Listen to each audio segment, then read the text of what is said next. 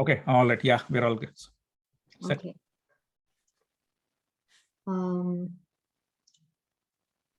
அனைவருக்கும் இனிய மாலை வணக்கம். இது மிசௌரி தமிழ் சங்கம் ஏற்பாடு செஞ்சிருக்கக்கூடிய முதல் webinar. The session is going to be in English, but I just wanted to give a welcome to everybody in Tamil because we are members of the Tamil Sangam of Missouri. So hearty welcome to everybody. Good evening. Thank you all. We already have 33 participants and we are expecting many more, but as requested by the guest speaker, we are just going to start off because it's a lengthy session ahead. I'm not trying to scare you guys. It's going to be lengthy, but very, very useful, very, very informative for you guys. So I think most of you know what this webinar is all about because you must have seen the introduction video that Raghu had shared, which we had sent across. But just for the benefit of the guys who have not seen that video, I'd just like to give, just a little bit of introduction, just to set the context for this webinar.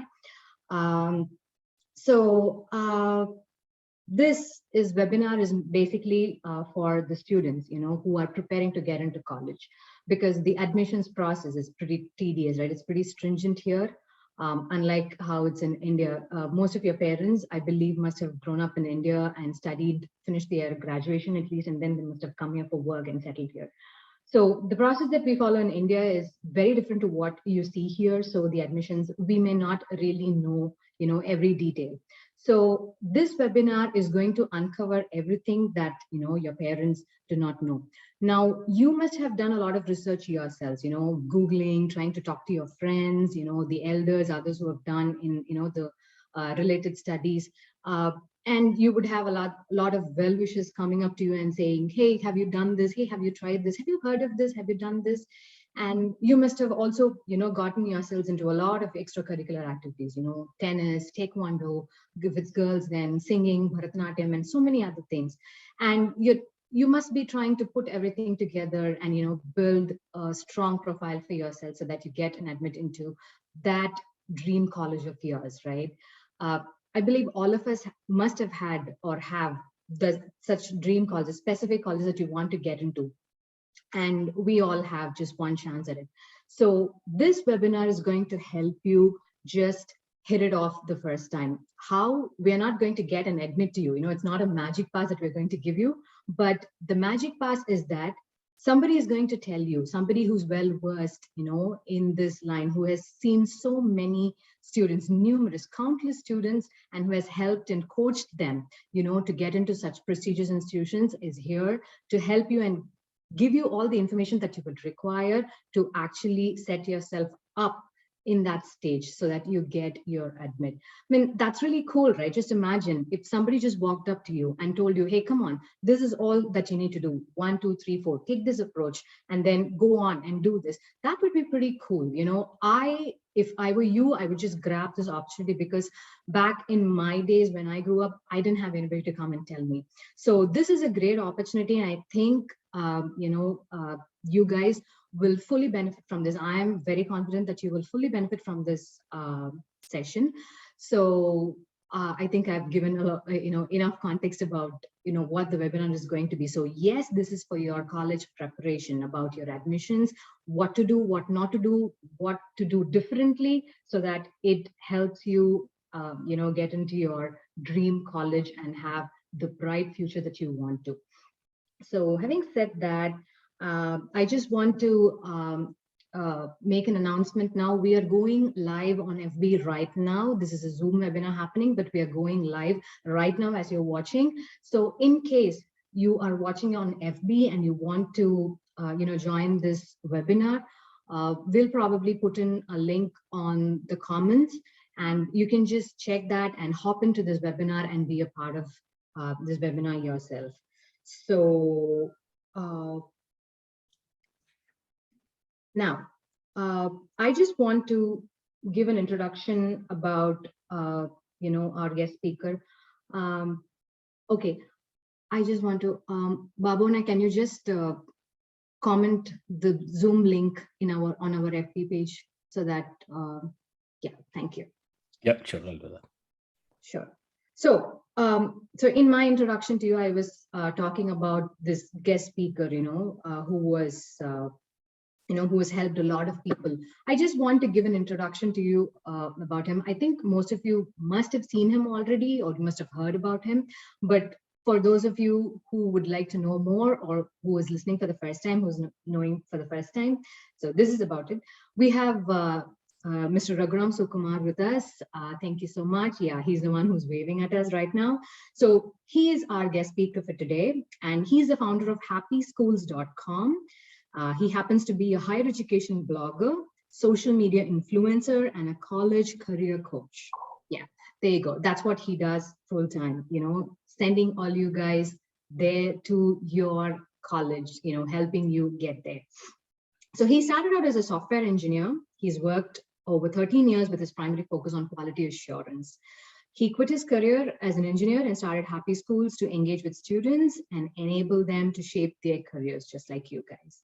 It's been almost a decade since the inception of happyschools.com. Yes, Raghu. And I think that's a major milestone, definitely a milestone. It marks the success of his institution, as he's also a social media influencer, like I said. So he has over 10 years of expertise in social media marketing, content strategy, and search engine marketing optimization.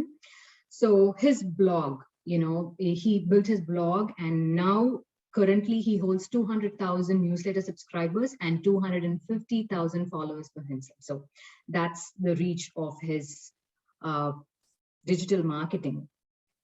So yes, I'm sure we will learn more about Raghu because he will himself, talk about more of his accomplishments, his experiences, and he'll share, and we will get to know more about you. The Tamil Sangam of Missouri is thrilled to have this webinar conducted by you, Raghu, for our members, for our kids. Thank you so much for taking the time out to do this for us. And so we have our VP of the Vice President of our Tamil Sangam of Missouri, Dr. Rajagopal, with us, and he would be giving a formal welcome to Raghu, our guest speaker. Thank you, Grace. First and foremost, அனைவருக்கும் மாலை வணக்கங்கள். Good evening, you all. Again, thanks a lot, Raghu, for accepting our request and providing a wonderful informative talk for this Tamil community of Missouri. Thanks a ton for you. And I welcome all the participants on behalf of Tamil Sangam of Missouri. I think in the past, like in last year, Tamil Sangam has organized a lot of webinars. For this year, 2022, this is the first webinar arranged by TSM. We are going to conduct more webinars, I think monthly webinar. Please provide your valuable comments on the so that we can select the topics of your interest. So with that information, I am not going to take much time. I will hand over it to Raghu to take it forward. All right. அனைவருக்கும் வணக்கம். நான் native சேலம்ங்க. Then I've been here in the US for close to 20 years now. And thank you for the wonderful introduction, Grace. And I didn't know somebody can introduce me like that. So thanks a lot. My pleasure. Thank you, Raja, and also Raja for the introduction, and appreciate you all for bringing me back for the second time. And that shows the value that I was able to provide, so that you invited me back again to talk to you all. And also thanks to Babu, who is the tech geek behind the live streaming that is coming to you. So if you're all watching in Zoom, if you're watching in the Facebook live stream now or in future, if you're watching now, there should be a link that you can come and join the Zoom directly. And thanks for Santosh and Vikund to be joining us. They are sophomores. I'll be also interacting with them throughout this process to kind of give a perspective of students as they are also getting ready to go to college. So having said that, it's going to be a long session, and probably we'll go for about hour and 90 minutes, hour and 30 minutes to 2 hours long. And I'll hang out to answer all your questions. And if you have questions in between, please go to the Q&A tab and post there. So the chat is disabled so that it's easy to manage the question and the answers. Also, this webinar is split into 3 parts. Part 1 is admission factors. Part 2 is financial aid and scholarship. And part 3 is profile building. After each part, we will pass for a few minutes. The questions that are on the Q&A, I will answer them. If not, attendees can also request to speak. There is an option to raise your hand. If you do that, then your microphone will be unmuted, and then you can actually talk to us and then ask your questions. So let's make this as interactive as possible. And let me start sharing my screen, and then we'll move on. All right, there it is. So as I said, we're going to cover the session in 3 parts: factors, scholarships, and profile building. Let's start with the couple of case studies. Probably you've seen the same slide when I did 2 years ago. I want to add one more case study to this one. Let me start with a new case study. This current year, a student and the family reached out to me. Typically, when they reach out to me, we'll have an initial conversation that goes on for about 15-20 minutes. Then the parents typically, then I will send them a proposal. The parents will wait for a week or 2. They will go ask for referrals. They want to talk about what was the experience working with Raghu, and then they'll come and join working with me. But this family was unique in one way. They spoke to me at like 11 in the morning, and by 11:30, they became a client. I was like, wow, that is very fast.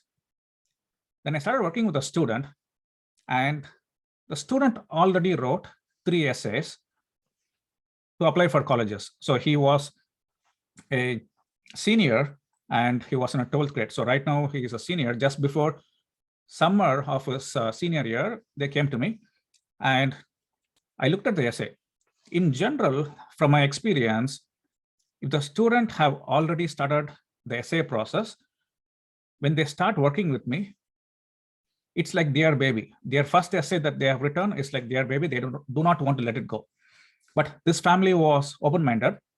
I looked at the essays and told them, this is not going to work. We have to totally remake the essays. And they were open for that. Fast forward, so this happened sometime August of last year. So today, 6 months from now, that student got admission in Chapel Hill, NC State, Indiana University, Bloomington, Business School, Kelly Business School, Honors College, with close to $40,000 of scholarship. And still a lot more admissions are pending. So out of nowhere, they just heard about me and then they came here. So when I looked at the student, he wanted to study business. But the essay was written about football. So how does somebody who has been playing for a high school football team want to go to a business school and write about an essay about football? It doesn't work together. So we have to remake the whole thinking process. How the student have to be presented to the college has to be totally changed, because the colleges want to see you in a specific lens. Any student can be made to look like an engineer or a business person or a scientist in making or an entrepreneur. But we have to make that projection.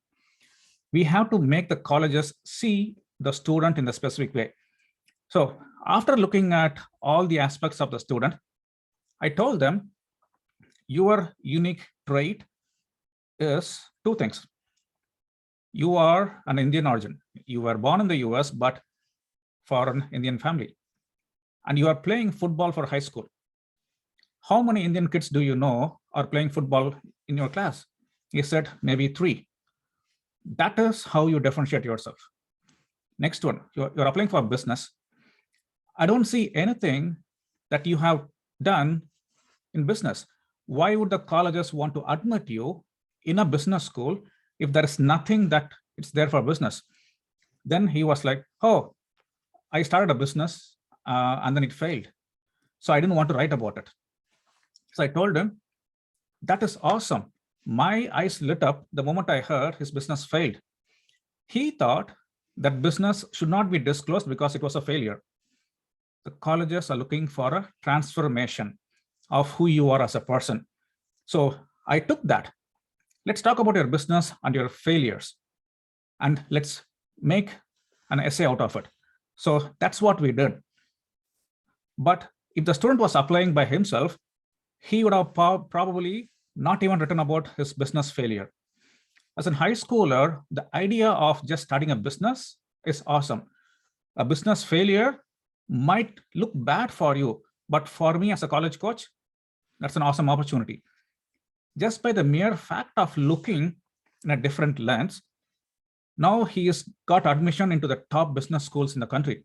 Delhi Business School, North Carolina, Chapel Hill, NC State, and then we are waiting for results from other top schools, Michigan, Georgia Tech, and whatnot. So as a student or a family, you might look at admission process differently. But for me, I'm crunching numbers. I am visualizing who you are as a person, and I'm imagining how can I make you look like a certain way based on what you have accomplished. Not every single person's profile will look the same. If I can accomplish that with who you are, then we are giving yourself a best shot in getting you to a good school. So business and football was one example.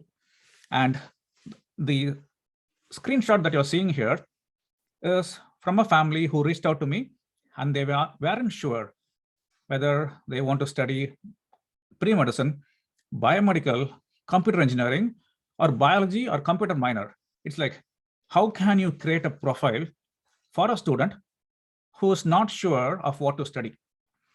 It takes time and effort. After I take a look at their accomplishments, I want to know everything the student have completed and they have took part in.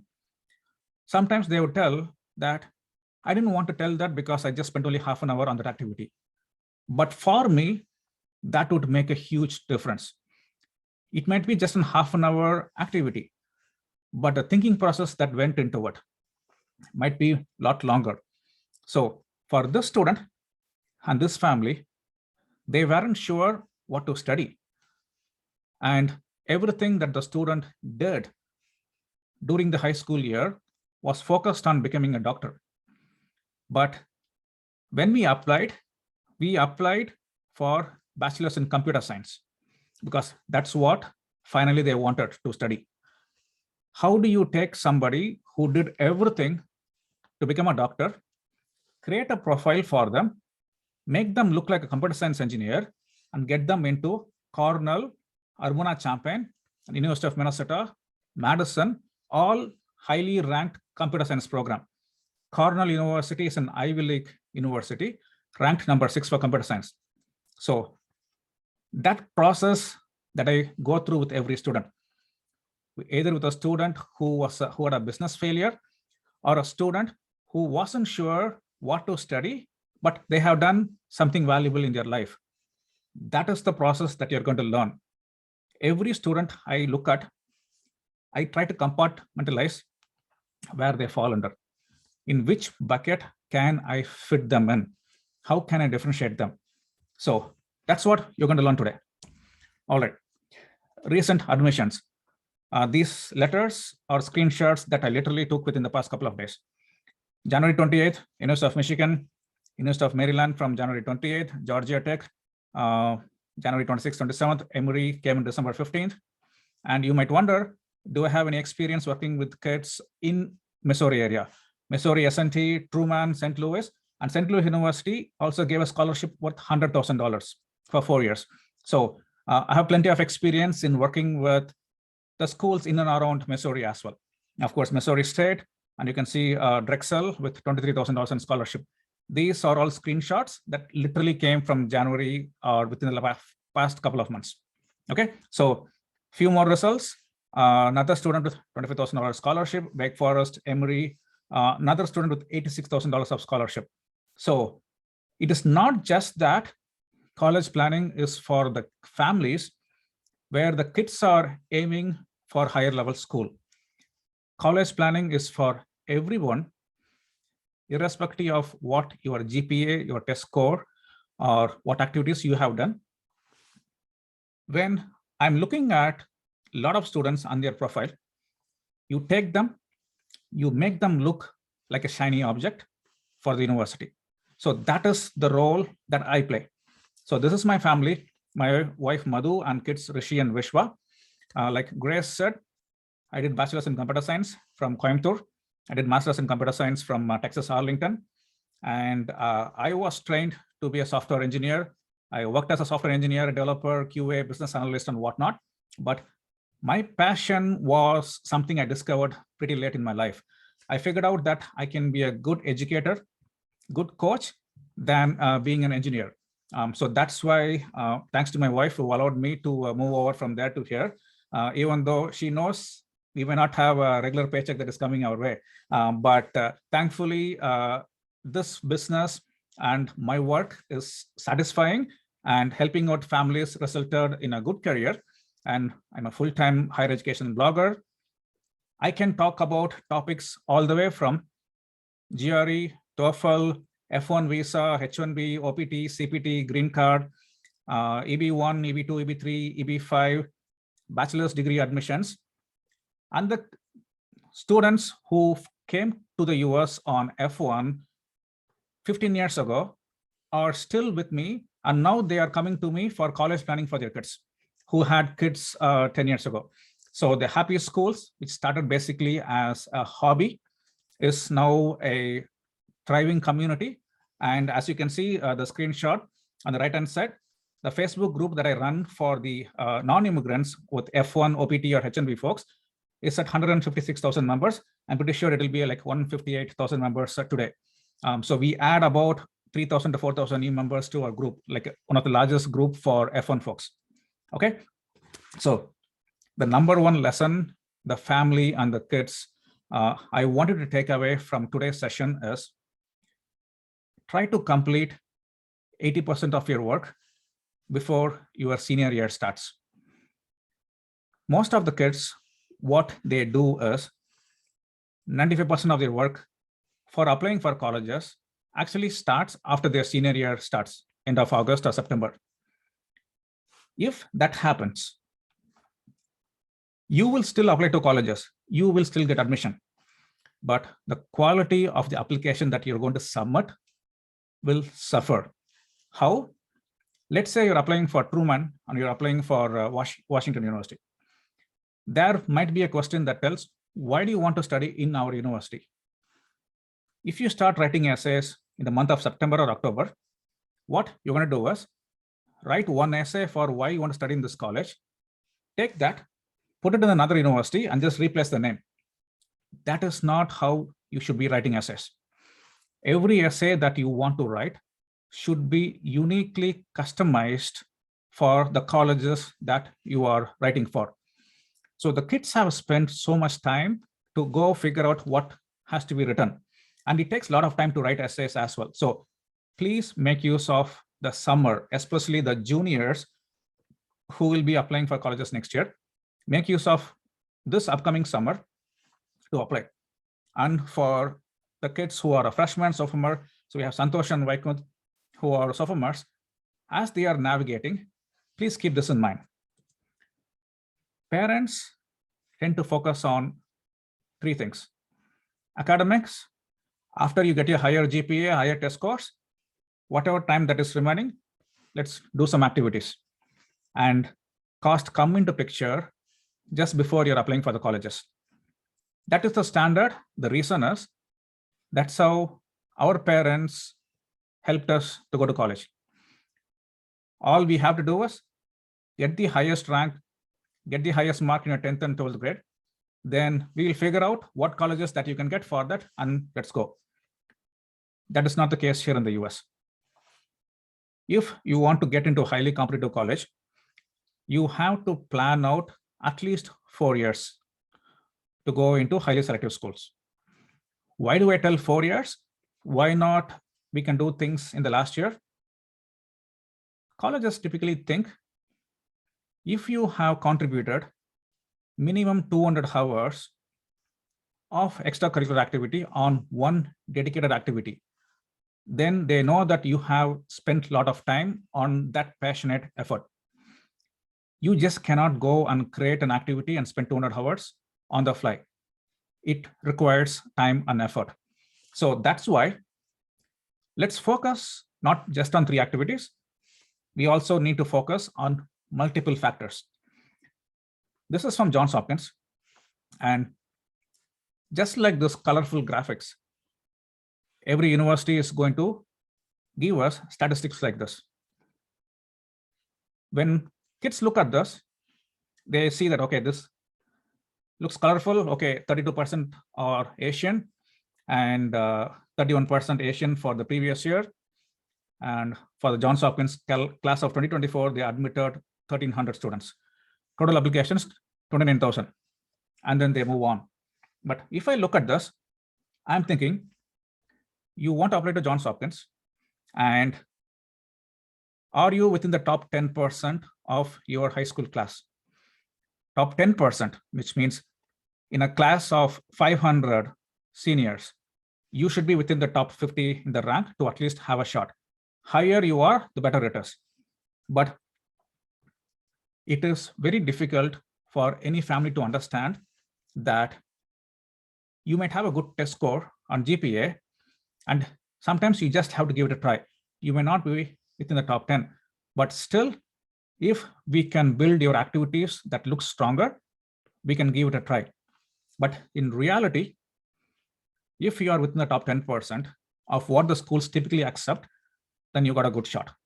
So that is one factor. Next one, for Johns Hopkins, about 31% of the kids are under Asian background.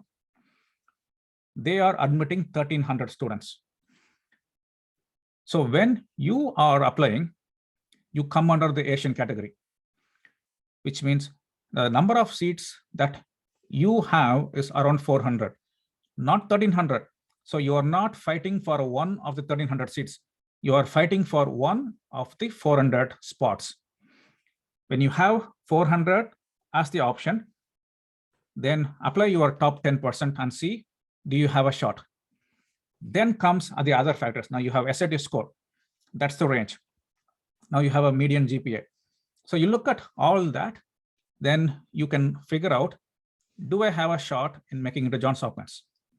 Now, similar factors for Duke University.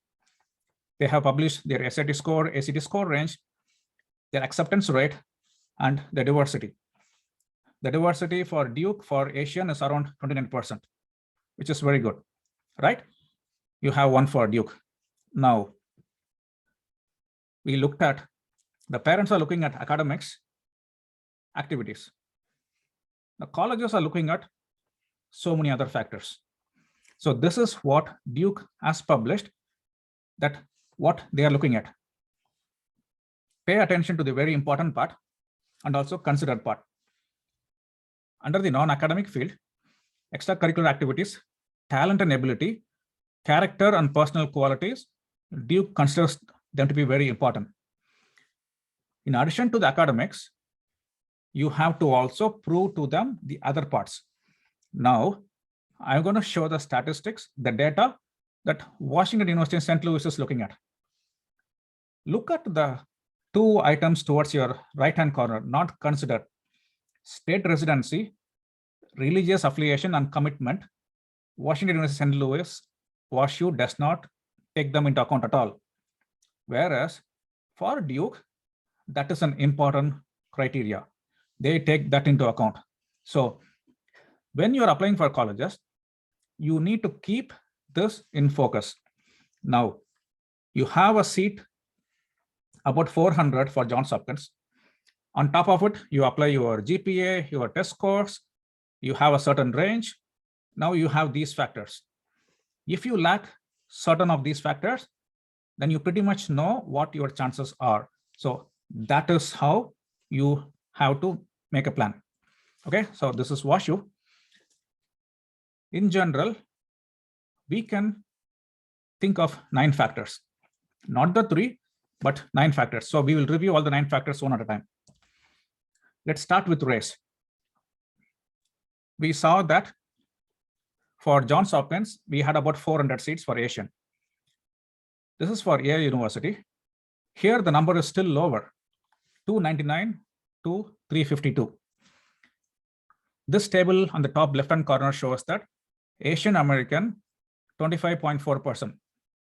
You saw in Johns Hopkins, it was close to 31, 32. Duke was 29, but with Yale, it's around 25%. If you convert that into a number, you are looking at 299 to 352. How do I trust this number? You may ask.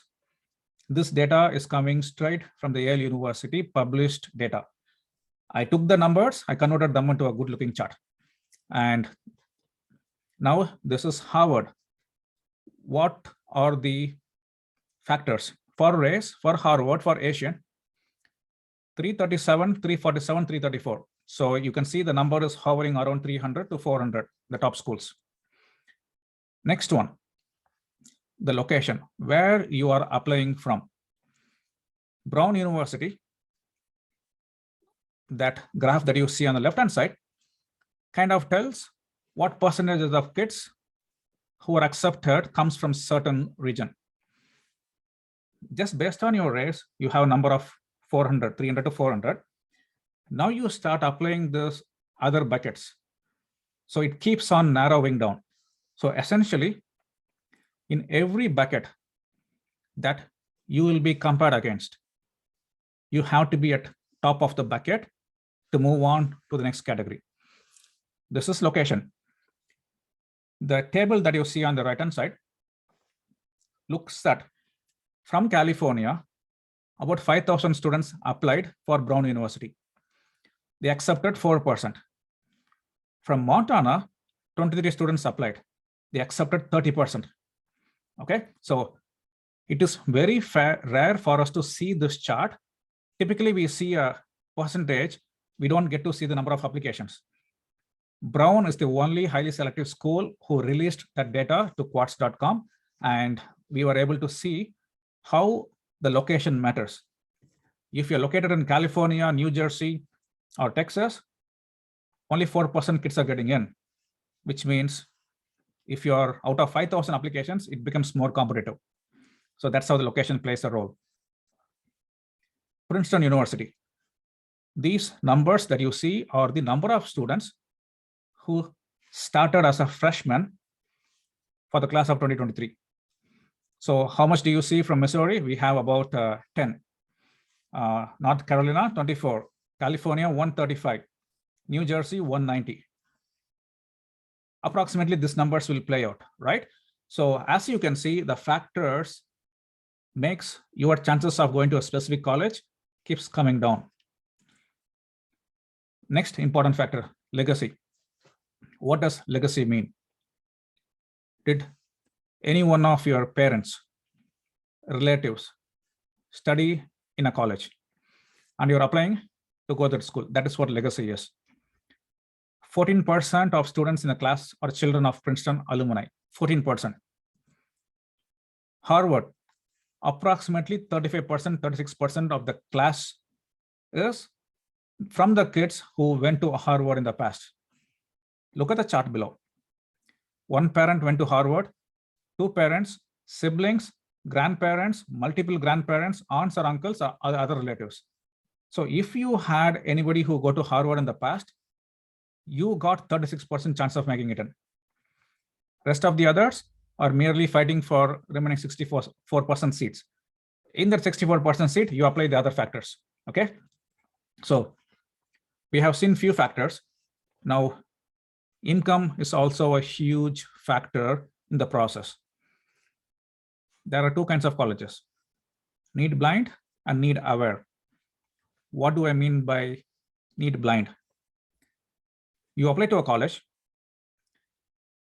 During the application, you are also going to submit the parents' financial data. What is your income? When did you buy your home? What is the current mortgage balance?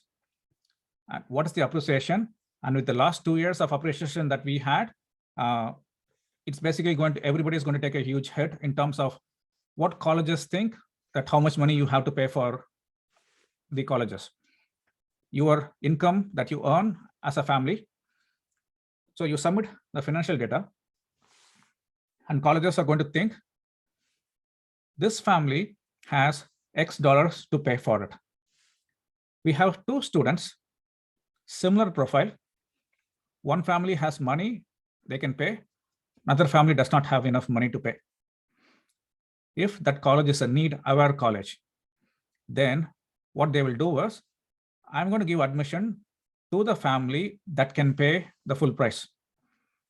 I will save that money to give to someone else who needs the money. So that is need-aware. Then we have need-blind. The student submits the application, and that financial data is not looked at when they give the admission. Does the student have the credentials where they'll be successful in our college? If yes, we will give you admission. Do you have money as a family to pay or not comes after they decided to give you the admission. If you don't have enough money, then as a college, we will pay you as a scholarship since you don't have the enough money. So that is need-blind college. Another thing, let's say you are coming from St. Louis area, and it's a city, and both parents are working, or if your parents are earning about 100K or more, generally you would be considered as middle class. The middle class range is approximately 46K to 140K in income. Then the schools are going to think this family has the financial resources to hire tutors to educate their kids. With all the resources the kids have, the student have to take SAT 3 attempts to get a score of 1340. It doesn't look impressive in their eyes. But a kid whose income is only 50K, their family's income, and the student scores 1500 in SAT, and they possibly know the student did not hire a tutor. That looks a lot more impressive. So that's how the income plays a role in the college admission process. For you as a family, college is a lot of emotions, your child's career and education. For colleges, it's a business. That's how they're going to approach. And a lot of business decision-making process goes on behind the scenes before they can admit whether the student has to come to the school or not. Okay, citizenship. Foreign students or students who's coming from out of state are adding diversity to the campus. In general, approximately 10% of the students in a campus tend to be international students. Why? An international student or full fee paying student. The colleges know that they don't have to pay them or give them any scholarship for a bachelor's degree. So they will happily have 10% population who is paying the full price. Essentially, they are paying the expenses for the in-state kids to some extent. So that is why you will find a good mix of international students in the campus. So those are all the factors. As you can see, your goal as a student is pretty simple.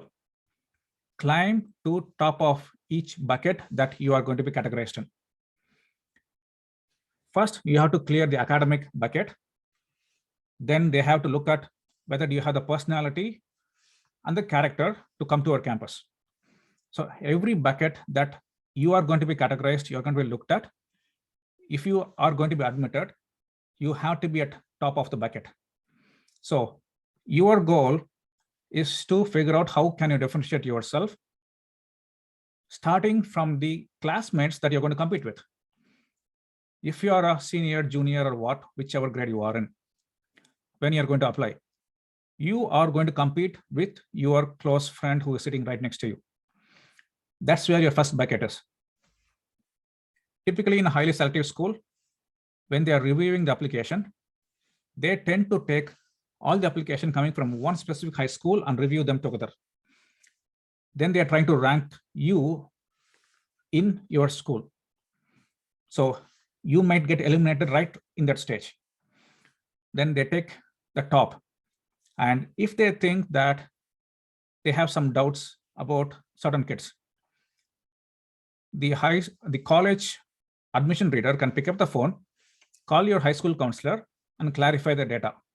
So that's how they rank from a specific school and move them from the one bucket to the next pool.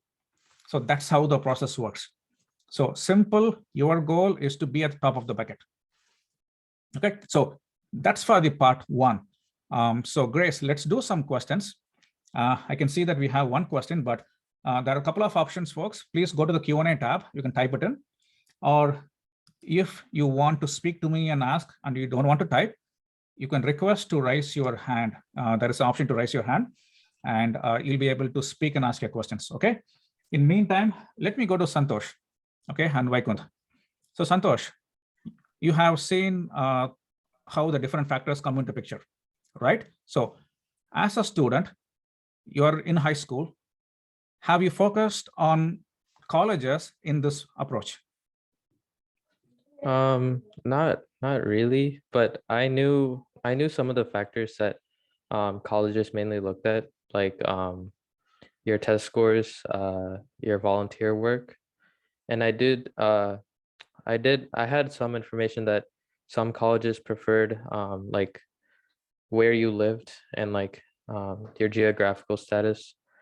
But yeah, this was definitely new to me. Okay, all right. So Vaikunth, what do you think about these factors?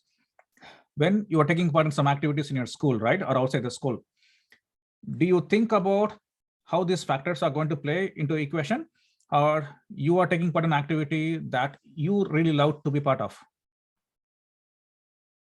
When I think of an activity, while I do enroll in activities that interest me, I also tend to focus on activities that would also be very interesting or intriguing to not only to colleges, but also to write about or in the future. Okay, awesome. All right, sounds good. So do you, Santosh or Vaikunth, do you have any questions to me at this point so far? Okay, not any at the moment. Sure, sounds good. Okay. Raghu, there's just one question. I think it's kind of relevant if you want to take it now. It's Sure. from Prabhakar Natarajan. The question is, if the kid is still under a dependent visa, will they be considered international or Asian American? Awesome. Very good question. They will be considered, for some colleges, you will come under international bucket. But as you go into the highly selective colleges, you will be considered under the Asian bucket. So the 30% that you are seeing will also include the Asians who are coming from outside the US. So certain colleges treat them differently. For example, UC Berkeley is one school where you will see a lot of Asian students, I think close to 45%, because they don't count the Asian bucket who is coming outside US separately. So they treat Asian in a different way. So that's why you see close to 45% in UC Berkeley to be a lot of Asian students, but you will not see close to 45% of Asian students in other colleges, primarily because of that reason. All right. Question from Venkat. Yeah. So the question from, do you want to take all the questions now? I'm going to read the questions and then see if it's relevant to what we covered so far. We'll take that. Okay. So for Venkat, is asking, do we need specific courses in high school? We'll cover that when I talk about the profile building aspect, the third part.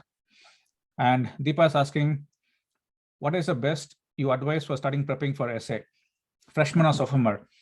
So for essays, Deepa, my suggestion is I would want kids to have good writing skills. As long as they have a good writing skills in terms of storytelling, then the actual writing for the college essays, I would typically start in the month of March to June. That's the window where they'll start writing. But I want them to complete by end of August as much as possible, not push them all the way after September. So that's my recommendation. But one of the common things that I have seen is kids in our community have very good GPA, very strong in mathematics, but when it comes to writing, they struggle because we send them to multiple classes outside. But how many parents are sending your child for a creative writing class or storytelling or theater, performance, acting? We do not do that because we tend to focus on primarily robotics or cultural based events. Then math is the heavy, science, physics, and chemistry. Arts and humanities are something that we don't tend to focus on. Writing is an amazing skill. And any one of us who are in this business of sales or marketing, writing is huge because even in IT, we have to convince others through our emails or through conversations. Maybe you are doing a stand-up or you're in a product meeting. That skill of communication and writing will come in handy. So there's one more advice that if you want to take, please focus on helping your kids write better and creative writing. It will definitely help them a lot, not only for essay writing process, but in future as well.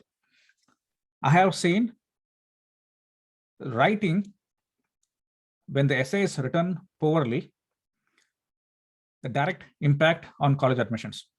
Very good test scores, very high GPA, good activities, but the essays can bring the student down. And I have seen that happen personally with my clients, because sometimes that is only to a certain extent that we can push them. I cannot write stories for them. I cannot write their essays. They have to tell me the stories, and they are good storyteller.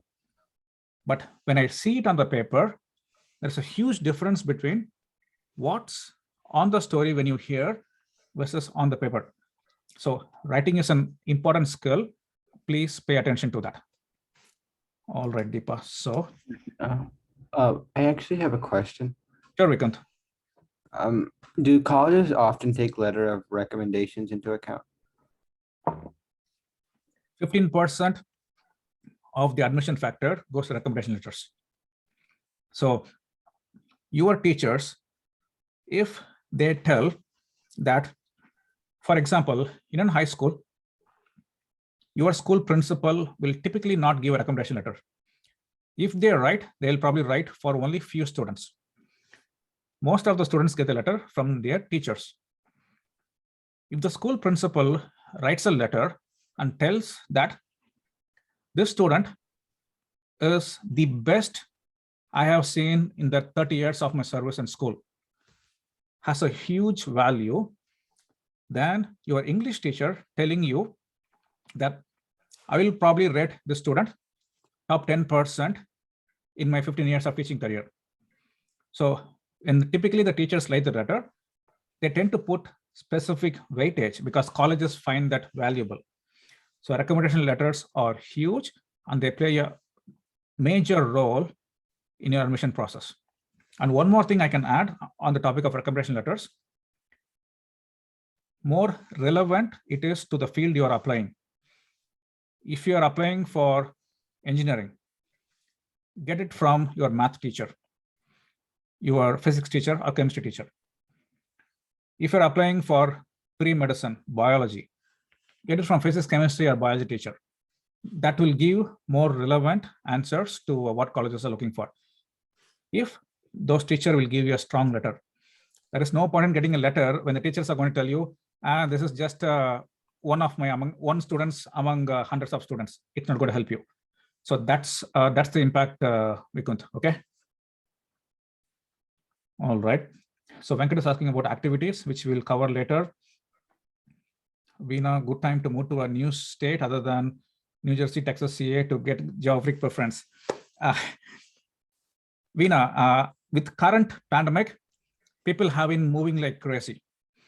And especially in North Carolina, It's unbelievable how the things have changed in terms of folks who are moving in from California, Boston, or higher places, right? And they tend to prefer to come to Raleigh area, and there is no space to buy homes in Raleigh area, and it's damn expensive. So now they are moving towards smaller cities outside the metro area.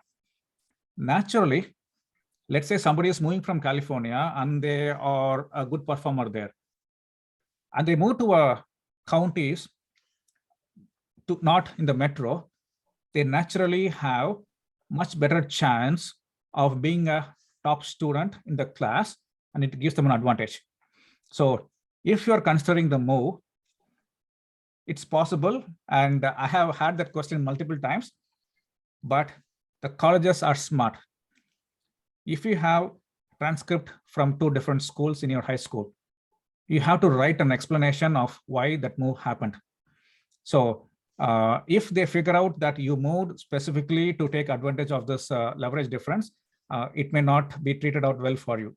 But I like your thinking. But that's how you need to think in order to gain the advantage. All right, so that's Veena's question. Okay, Babu's question. What is the reason behind legacy factor? Can a cousin, nephew be considered under this? So thank you, Raghu. Another Raghu, good to see you. Definitely, the reason why they consider legacy is, what is the proverb? Apple doesn't fall far from the tree, right? Something like that. That is what, if somebody from the family has already gone to a school, they know that there's a very good chance somebody in the family have the same capability and a capacity, and they don't have to do a lot of evaluation in the quality of the student. There is already an established presence that whatever we got from somebody who already graduated, their kids or grandkids will have the similar outlook towards the life, experience, and above all, they want to admit students who will also become a good donors. So they know who to admit, who will also end up contributing back to the school. So that's the factor that goes into the legacy. And cousin and nephew could work, but we have to look to see how that can be presented. Okay, Raghu. Deepa says, thank you. College says admission process. How was the admission process or the importance of different categories changed in the past 8-9 years? Deepika, because of COVID, the major factor, at least on the outside, that changed is everybody went test optional. I've been telling my clients, it is purely marketing. Do not fall for the test optional as a category and apply as a test optional. My own clients who applied as test optional into highly selective school with very good outside the school activity accomplishments did not get into any of the highly selective schools. If the school tells we are test optional, every counselor is asking the one thing: publish the data from your accepted students on how many of them did you admit who did not submit your test scores. The schools will not do it. We have data from 2 highly selected schools. What we can see is only 15 to 20% of the kids who did not submit the test scores are getting accepted. That has been a very, very commonly occurring trend. I have seen it in my own students. I have seen it with others who are in this field. So please do not take test optional for granted. Submit your test scores is what my recommendation is. With other factors, nothing changed. Several lawsuits have come. Harvard was challenged and Harvard won.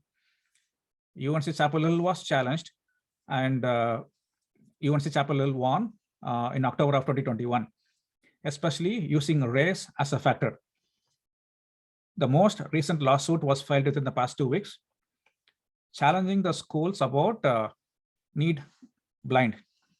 So the lawsuit is claiming you are telling that you are not looking at the students' financial for admission process, but there's a question in the form that is asking, do you want financial aid or not? So if you're need blind, why do you have that question? So that is the premise of the lawsuit. It was filed recently. But other than that, things haven't changed a lot in terms of this category over the years. That's how I expect it's going to happen. Colleges are trying to figure out a way not to use race as a factor. But for diversity, the courts, even the Supreme Court, have allowed the colleges to use race as a factor to bring diversity to the campus. So that's where we are. Okay, so let me move on to the next part of the presentation. Then all your questions are still there. Once we go through the second part, then we'll do another Q&A, and then we'll go back again. Okay, let's go back. Okay, so part 2, financial aid and scholarship. I ask this question every time I do the session, and I'm going to open the chat. I want to hear from you. What's the difference between financial aid and scholarship? Santosh and Vaikunt, can you guys unmute and answer? Do you know what's the difference?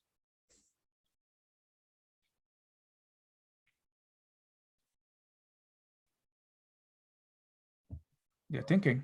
Is financial aid more need-based than scholarship?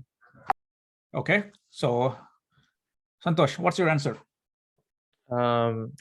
Is scholarship like like only one college? Like if a college gives out a scholarship for you, it's only if you apply for their college, like if you enter their college. Okay, all right. And why don't we put Grace on the spot? Grace, could you tell what's the difference between these two? Believe it or not, I somehow saw this coming. I thought you were going to put me on the spot. I mean, my understanding is scholarships are generally given to meritorious students who do really well, and financial aid is given to students regardless of their merit, like in case they're not able to, meet the expenses. So it's kind of given like a help. That is my understanding. Sure.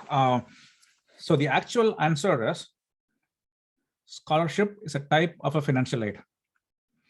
So when you look at financial aid, there are 4 different items or things that comprises the financial aid. Number 1 is grant. There is Pell Grant. There are several federal grants. The money that is coming from a federal source is called as a grant. It's a free money. They just give it to you. You don't have to pay them back. Scholarship is a second type of financial aid, which is also a free money. They can be giving something like, this is $10,000 of scholarship per year. Your fees for 1 year is $35,000. We are giving a $10,000 of scholarship, bringing your tuition fees from $35K to $25K. It's also a free money. Typically, that money is coming from the university or the state where the college is located. Okay, both grant and scholarship are the best sources of scholarship, financial aid, because it's a free money. You don't have to pay them back. 2 more components of the financial aid are work study program, which is also part of the federal, which is the colleges will give you a work to work on campus. The salary that you're going to get paid is given by the federal government. So that is called as work study program. And for some students, you may get 20 hours, 10 hours, and you get paid through that. But for that, you have to do a part-time job or whatnot. Then the 4th component is a loan. You have subsidized loan, unsubsidized loan, and then you have private student loans. Typically, most of the kids will qualify for a loan up to $5,000. So when the colleges give you admission, within a month or 2, or within few days after they give you acceptance letter, you will get a financial aid package. That financial aid package can have all these 4, or it can have just only one component. We are happy that you have enough money to pay for it, but we're just giving you a loan of $5,500. If you want, you can use it. So, and for some, it can be $10,000 of Dean's scholarship, another 5,000 in another scholarship name. And you sum it up all together, and this is your financial aid package. So that is the difference between what a financial aid and scholarship is. It is not interchangeable. Financial aid package includes 4 components. Okay, let's move to next one. So how do colleges know how much money that you can afford as a family? Every family, they have to submit 2 financial aid forms. One is called Fafsa, another one is called CSS profile. Fafsa is by the federal government. The CSS profile is hosted by the College Board.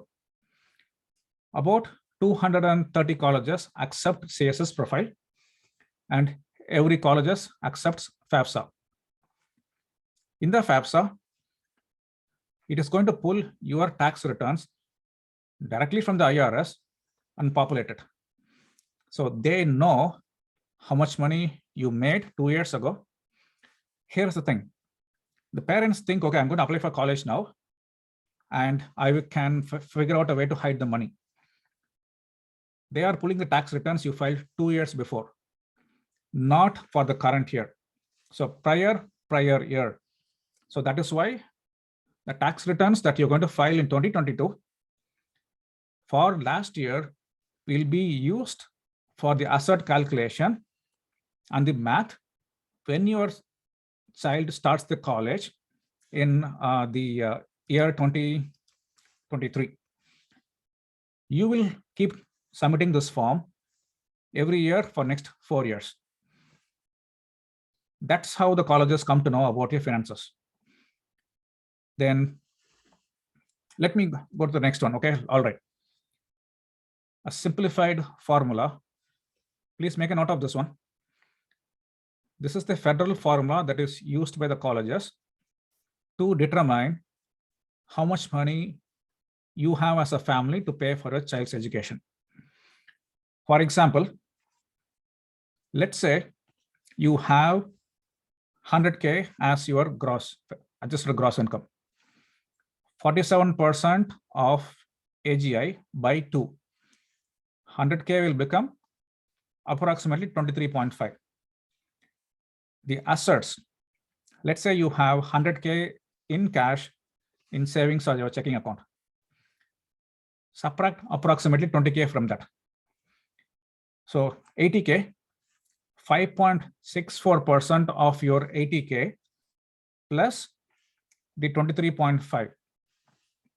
They come up with a number of something like $27,000 or so. So that's how the federal Fafsa form is used to compute your estimated family contribution, EFC. How does that impact your financial aid? So if your AGI is 100K,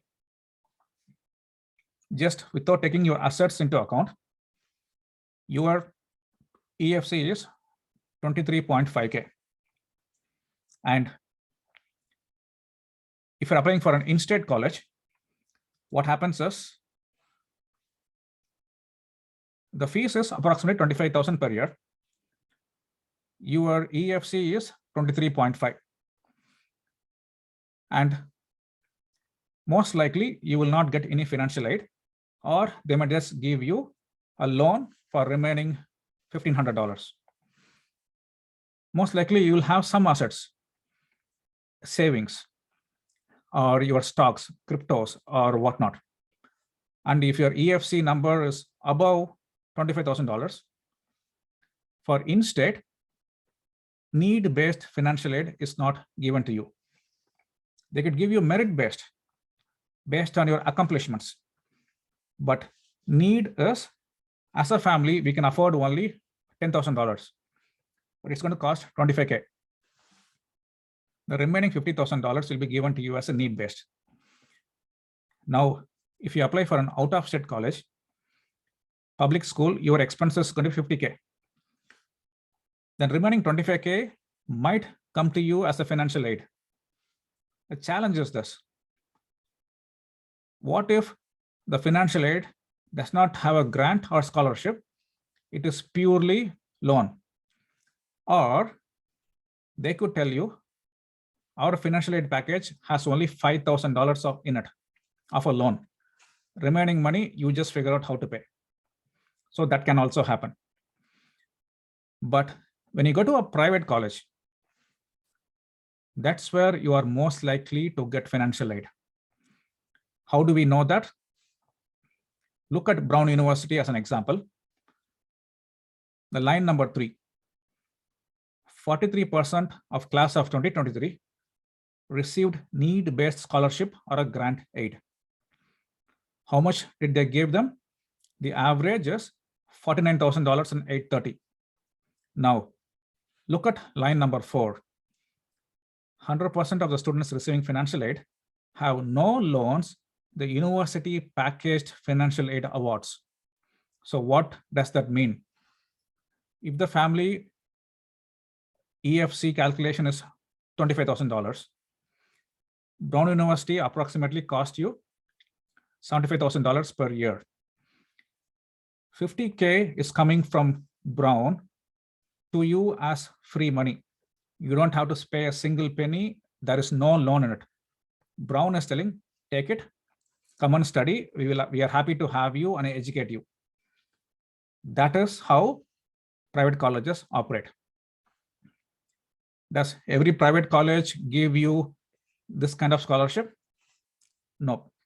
Some of them will give you half, and some of them might give you like $25,000 per year, and try to bring your expense close to an out-of-state public school. From Missouri, let's say you want to go study in Georgia Tech, or you want to go to Texas, UT Austin. Your fees per year will be approximately $50,000. And you go to Michigan, it's going to be close to $60,000. So you're looking at about $200,000, but the private school expenses are close to 75K. So what happens? The private college might give approximately 25K per year and try to bring down your cost to match a public out-of-state school. If the private college definitely wants you, they can even give a lot more money. So the question is, when you are applying, you have to find a college where you are an attractive applicant for them, and they want to give you money so that you can go and study for a lesser cost. So that's how you need to plan it out. Here are a couple of examples from my students. One of them got into Indiana University, Bloomington, and about $36,000 of scholarship, $9,000 per year. On the right-hand side, University of South Carolina, their scholarship is worth $86,000 for 4 years. Think about this. This is a public university, and they are giving $86,000. What approximately they are eliminating your entire out-of-state fees and making your fees equivalent to an in-state resident, which is a huge deal. Further yet, UNC is a highly selective college. This student got scholarship from UNC, which is equivalent of tuition, fees, room, and board for 4 years. Do you know what that means? You come and study in UNC for free for 4 years. You pay nothing. It is also possible, and this kind of scholarship is what you call as a full ride scholarship. You pay nothing. The student, the school really wants you. They see a potential in you, which is this student can change the world. And what have they written on the letter? fewer than 5% of the students get this kind of scholarship. On a class of 6,000 students, less than 5%, we do not know if it's 1% or 2%. It is possible, but as you are navigating your high school, you have to achieve things of so higher caliber that the students really are a strong applicant. The colleges want you in their campus. If they really want you, you can get a full ride. Okay, so in general, to sum it up about finances, if your application is above the 95th percentile of the application pool, which means your academics, test scores, what major you're applying for, and what activities you have done, if it's all above the application pool, then you stand a chance to get this kind of scholarship. I think I didn't include one of the screenshots.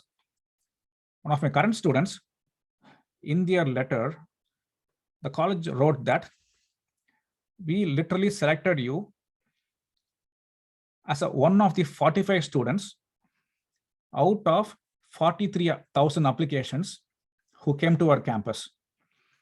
You are the top 45 from that 43,000 applications. And we are inviting you to come to our campus for 3-day invite-only event. If you qualify, if we think after you attend the 3-day event with us, one of the top applicant, because we want to see you in person, we might also give you a scholarship worth $196,000. So it is possible to accomplish these kind of things.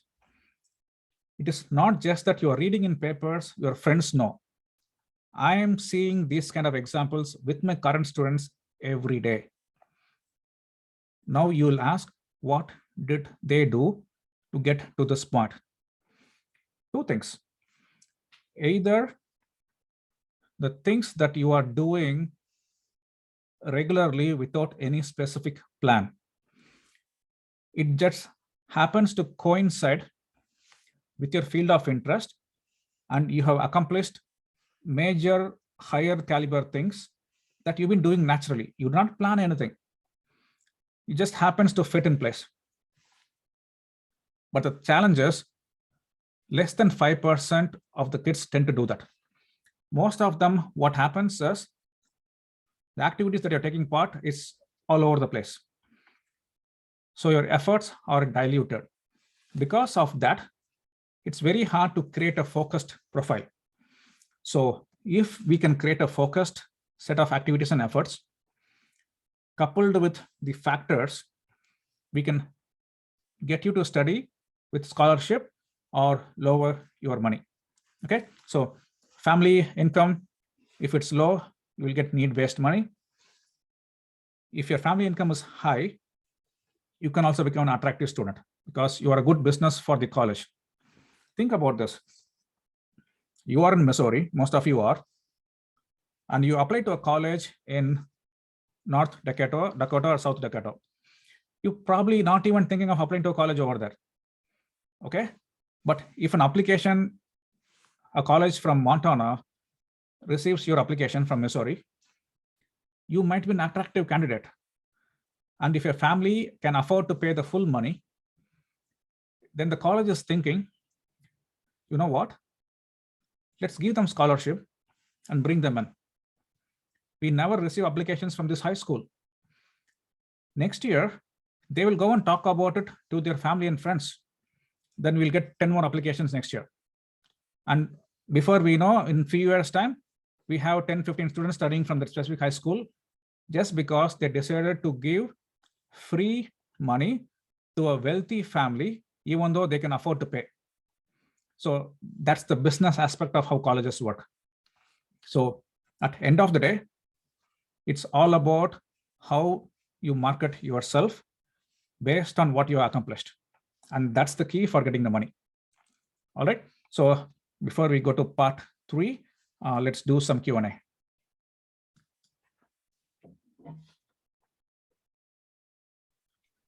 So Raja, Babu, how do you think things are so far? Is it helpful on what you're learning? Babu. Yeah, it is very, very helpful because I see some questions coming from FB also, Facebook. So Okay. there are people watching there, and I think it's very effective for the students and the parents too. So mainly parents like me, right? So it's long for me to go, but still, like, I'm learning a lot of things. No, it's going good. It's going good. Sure. And Questions are good. People are asking really good questions, and the answers we saw in chat pretty good. The difference between the financial aid and then scholarship. Yeah. Sure. Good. And like one thing you said, Babu, I got a few more years to go for my child's education, right? Start thinking about financial planning. Right. Okay. In general, W-2 income earners, you cannot hide your money. The moment they pull your tax returns, everything is going to show up. But it is possible to maximize at least to minimize the impact of that. I have seen parents, one of the parents did a huge mistake. They did a cash out refinance just before filing Fafsa. Yeah. And he took like 300K in cash out. He did not know, he didn't ask me. And you can't go and spend 300K in 2-3 days. Right. So he had to declare that he had 300K in savings before submitting Fafsa. What happened? 5.64% of 300K. Essentially, he lost a very good opportunity to get free money. So now colleges are thinking, oh, 300K, high net worth, we don't have to give a single penny. So there are things like that that parents have to look out for. So if you have cash and you're going to file Fafsa, then figure out a way that you can, if you have disposable, when I say disposable, don't keep it in a checking account. I have seen families where they have 300K, 400K in cash. They were saving it for down payment or whatnot. And they do not know that it is going to impact their college application and how this impacts. You just cannot go and hide 300, 400K. So they're getting hit. And so those are the things that then after you spend that money, you resubmit it, the colleges may not consider that. So that is why you have to be careful and plan out early. What can you do to minimize the impact if possible? Okay. Yep. Thank you. We'll get some questions about the 5 to 9 plans. Yep. Let's go. Okay. So 5 to 9 plan, if you're a high net worth, or when I say high net worth, if your EFC will be a higher amount and that will not qualify for financial aid for need-based, then doing 5 to 9 is still a better option, which means you are paying tax-free money. But it looks, okay, I'm going to pay for college without taxes. But whatever money you have on your 5 to 9, 5.64% of that will be counted towards that you have money to pay for college. At one end, it looks like you are getting a benefit. On the other end, they're going to take it away from you.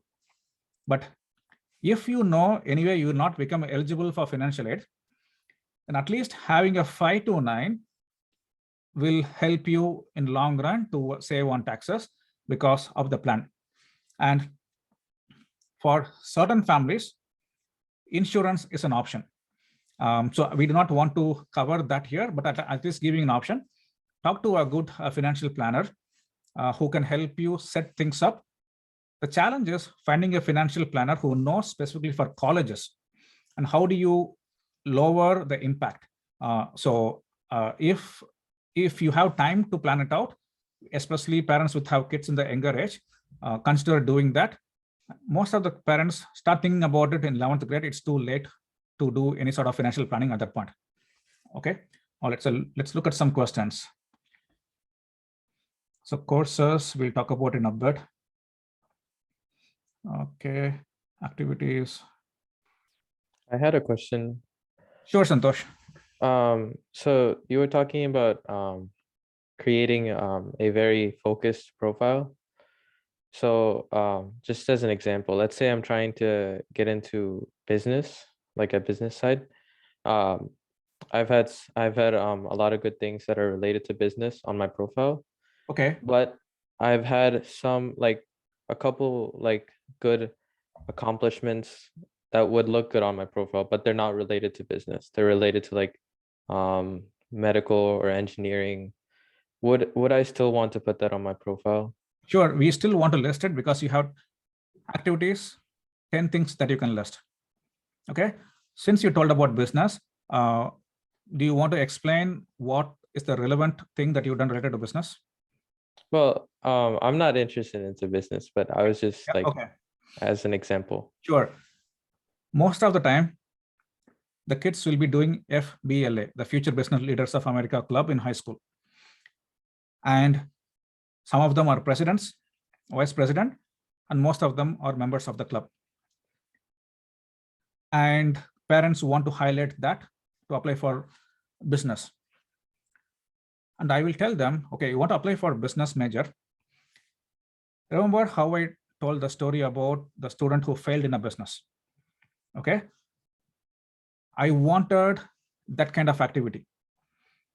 Let's say you're a member of your club FBLA. You are following somebody's lead. Somebody is arranging things for you. You are just taking part in that. Think about, you are starting a business. You have to do marketing, sales. How do you find customers? And if you require upfront expense, where do you get the money to do that? I had kids who had started dropshipping business, who had started a swimwear line, and they have raised a lot of funds. They have started non-profits, and using non-profit, they have raised $30,000, $40,000, or non-profits that raised $20,000, like period of 4 years. That is more practical, more than just being a part of a club. So when you tell about focused activity, let's make it hands-on. Let's not tell them I did this and this. Instead, let's show them, here is my website. Here are all the orders that I got. Here is how my business took off or failed. And do we have a local coverage from the news that somebody wrote about, and a high school kid is accomplishing these amazing things? So that's how we need to build focus activity for what you are doing, not just a school club. Okay, Santosh? I also have a question. Yes, Vikund, please. You said you also want us to keep a focus on for what you're interested in, but should we also include some sort of variance in our like to prove we are a well-rounded candidate, and how should we provide that? The term well-rounded, you just hit the nail on that. The colleges do not want a well-rounded student. Okay, so Vikund, why do you tell I want to show a well-rounded profile? What's the thinking process behind that? So that like the student has shown to accomplish multiple things throughout. Sure. Okay, so a college has multiple needs they want to fill. They have leadership roles. They have several clubs. They have a band. They are looking for developing a leader who will go and change the world. So would they want somebody who is really specialized in one thing, or do they want a well-rounded student? Colleges can easily fill the class if they want a well-rounded student.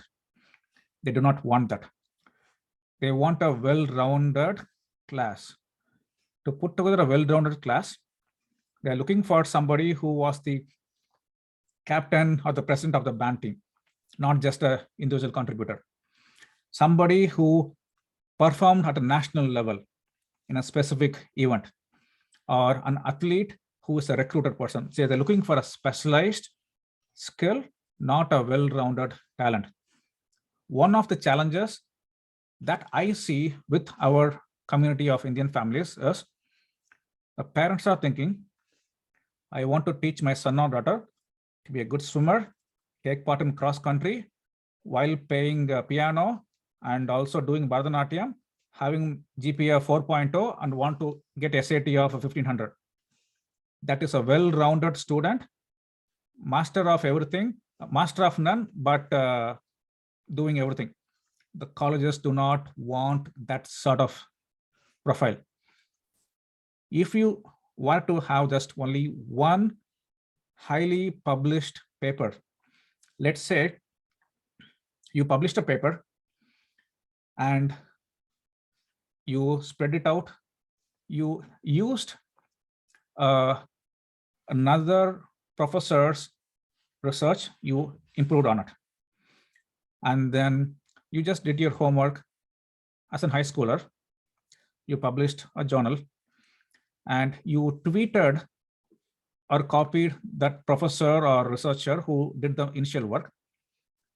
And if that person is a well-known person in the field, and they retweeted your work, and then it got multiple citations, just that alone is good enough. You don't have to show any other activity.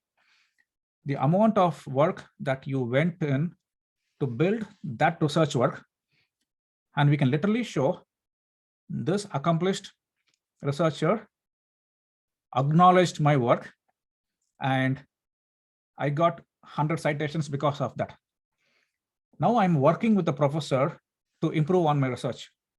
You just need to have one entry in your activity. You don't have anything else. The schools will happily accept you. Okay. If you look at Johns Hopkins and go read their website, it specifically tells we are not looking for somebody who is just filling 10 activities. We will happily take a student who has just one activity, and then I will be happy with that. So I'm going to give you examples of what such activities are at the higher caliber. Okay, Vikant? All right, I'm just going through the questions. So you mentioned that some colleges considering job experience as a factor of admission. Can you please throw some light on that? So in terms of job experience, for example, let's say you work on a clothing store, or you work as in the fast food, or you work as a tutor earning about $8–10 an hour. You are a customer service person in a, say, a juice store, or you are a tutor teaching math or SAT in some tutoring center. Which one will have a good impact? Let's say your SAT score is above 1500 and you're good in math, and then you took up a job as a tutor and then you earned X amount of dollars. That is relevant to your field of study, that you not only are interested in STEM field, you also volunteered as a tutor or you earned the money as a tutor. It shows your commitment to that field. How can that be create a bigger impact? Are you tutoring one kid for 2 hours per week, or you created a non-profit tutoring organization where you have multiple tutors below you who are all high schoolers, and each person is tutoring 5 kids a year. So you see the scale, same tutoring, but now you claim ownership for 200 kids that your nonprofit is teaching versus one kid that you are teaching 2 hours and earning $16 per week. So that's how you create the difference, Son. Okay. So job will definitely help, but how is going to be related? Sometimes I tell my clients, stop working for next 2 months. Let's focus on your college essays, not anything else, because this tutoring work that you're doing is not going to have any impact. It's taking a toll on your essays. That might also happen. So it all depends on what kind of tutoring and what kind of business that you are doing or what kind of job that you have. That's how you need to think about. Okay. So for work-based visa, do in-state benefits apply? So Mugunda, I have a slide about visa holders before we wrap this up. So I will touch upon that for the visa-based questions in that. What type of assets are included in Fafsa calculation beyond bank accounts? I have a spreadsheet that has the list of things. The stocks, cryptos, and any assets that you declare. Let's say you have a property that you are declared on your tax returns. In general, for Fafsa, your primary residence, the value of the home is not counted. If you have a small business, less than 100 employees, the income of the business is not counted. But in CSS profile, you have to include that you have a business. And CSS profile will ask for any life insurance balances that you have or annuities. In Fafsa, they don't ask about the life insurance. So generally, the assets that where things like your 401k will not count.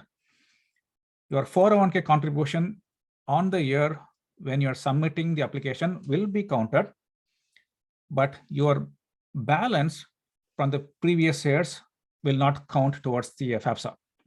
Okay, so I have a list. Possibly I can send you an email with the list of assets that are counted versus not counted for both Fafsa and CSS profile. Hopefully that will give you a little bit more details, Harsha. Will 529 negatively impact financial aid scholarship chances? Like I told you, right? For the need-based calculation, the balance of your 529 plan will have an impact of 5.64%. If the 529 is on the parent's account, parent's name. If in case you had your 529 on your child's account, 20% of that balance will be counted towards the estimated family contribution calculation. Any savings or investments that you have, please do not have it on your kid's name. If your kids are earning more than $5,000 per year, then that money will also be counted. Let's say they earned $6,000. The first $5,000 will not be counted. From that extra 1,000, 20% will be counted towards the cash available for Fafsa calculation. So that is why please don't try to have any assets on your kid's name. The impact of that is massive. You're looking at close to 20% for Fafsa and close to 25% for CSS profile calculation. So that is how it is impacted. Does Fafsa include parents' investment and retirement funds? Parents' investment in stocks, or if you have other certain assets, it will count. In retirement funds, it will not count, Arun. Okay. Okay, please share the email with others too. I'm not sure what email, but we will share that. Shouldn't open the bank accounts on kids' name.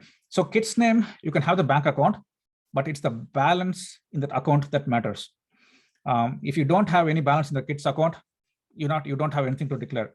But let's say they received a gift of $20,000, and then, or they were working, or they started a company and they started making money. If you have money in the kids' account, the impact is a lot more. But in general, if you think your family will not qualify for a need-based, then at that point, it doesn't matter. But if you are at the border where you may have some qualification, then trying to not having the kid's name is better. Okay. Raghu, there was one question from FB, from Saravana Balaji Shanmugam. So his question is, are green card holders considered as non-immigrants for fees? No. So green card holders, if applying as in-state, you will be treated as a resident, same as citizens. H4 visa holders who have the residency in the state, which means their parents are the primary responsible for their expenses and they have lived in the state for more than a year, you will also qualify for in-state fees. But the challenge is when H4 kids age out, when they turn 21, they will become F1 student. When you become F1 student, certain colleges or most colleges will charge you an out-of-state fees, even though your parents might be on H1 and they are the one who is contributing to it. For example, schools like Michigan State University, if you graduated high school from the state of Michigan and you go to Michigan State as H4, even though your status might change to F1 in future, they will continue to treat you as a resident, and then you'll just pay in state for all 4 years. But if you go to University of Michigan, that's not the case. The moment you go to F1, your status will become a non-resident, then you'll end up paying the out-of-state fees. Okay, so hopefully that answered your question, but if in case you need more clarification, please do add a follow-up question, please. For work-based visa, do in-state benefit? Oh, it's pretty much covered that. They include assets in India as well. Technically, you have to declare your assets you have in India. If you have declared in your tax returns about the assets in India, then approximate value of that has to be also declared in Fafsa. And because the Fafsa data, the government is going to get your tax returns, and that they will ask, hey, it's missing. Here's the thing. If the schools think that something is fishy, they will ask you to upload your current bank balance, your tax returns, and several other statements, income state tax returns, federal tax returns, whatnot, your 401k balance to validate it. So typically what I recommend is when you're filing FAFSA, it's a good idea to declare and tell what you have at that point. And the schools are really smart. The people who are reviewing your tax records can figure out what's happening, and they can also pull the data directly from the IRS. And let's say you had an interest money showing up in 1095 and you did not declare that. They can go back and question, how did you get this interest? I don't see a source of that showing up anywhere.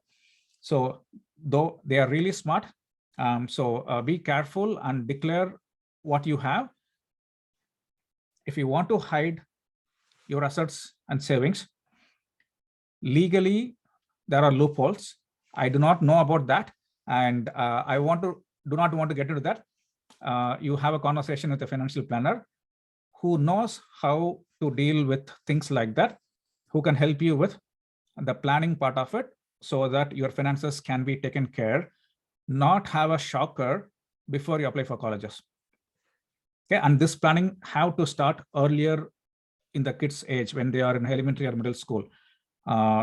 It may be possible if they are in high school, but the challenge is you don't have enough time to do things, to change things around.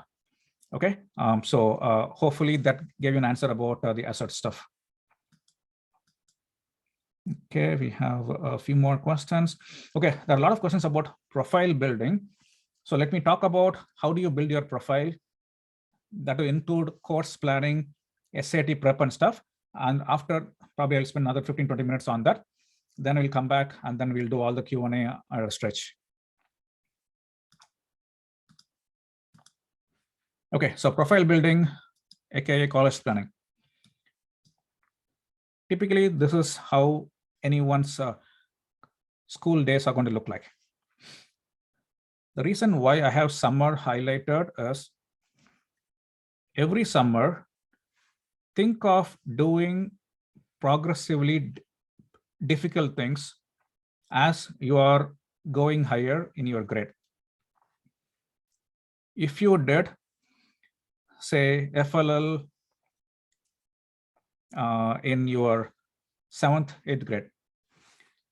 I want to see progress, either you're going to FRC or FTC. And as you are making progress, I wanted to see leadership role within FRC or FTC if you want to do engineering.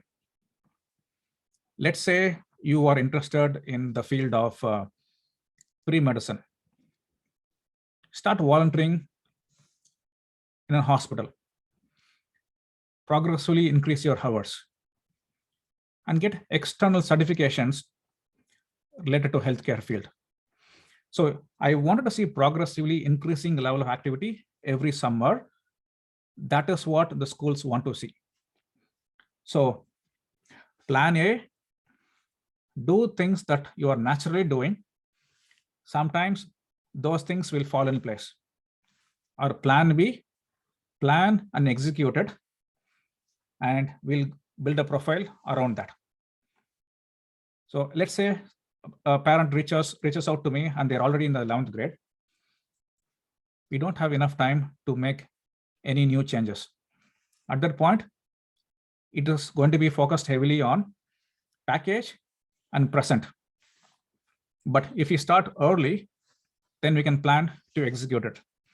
And one more thing I can tell, it's easy for me to tell to go plan and execute. It's very hard for a high schooler who's already taking 4 or 5 AP courses. They have several activities to do something else different. So if you are really serious to create focused activity, you are expected to spend minimum 20 hours per week on that activity. That is the level of commitment that you require to create focused efforts. If you think, you know what, I'm just going to do 1 hour of new activity, it will not be handy. So the question you need to ask as a student and a parent, if I want to change things around, if I want to do things to look really targeted, can I find extra 20 hours per week and make it happen? What do I need to remove? What do I need to add? That is how you build your plan for the next duration in your high school. But that work has to start from the middle school. What are the students interested in? What exposure are you giving your child in middle school? Are you enrolling them in a writing class, theater, acting? What about environmental science? What about astrophysics, chemical engineering? There are so many things. Most of the times, what we tend to do and what I have seen, parents who are in a specific field, IT, biotechnology, or management, they are familiar with that and they want their children to follow that because it's very easy for them to think in that lines. But what if your child is not made up? Child is not born with that same aptitude that you have. It is your goal to figure that out. Earlier that you figure that out by giving them exposure to various fields, it's a lot easier for them in the high school. 2 things. Either you have to know, I do not like this field, or you have to know, this is my field. Either one of them, we will take it.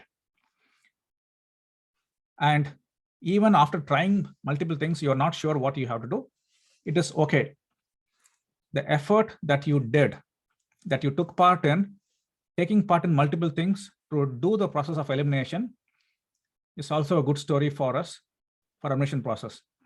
But if we do not do something really targeted and you have a high test scores and then come to in senior year, based on the high test scores and GPA, and you want to go to a really high caliber school, it will be really difficult. So for high caliber schools, we either have a focused activity that you naturally built or target built.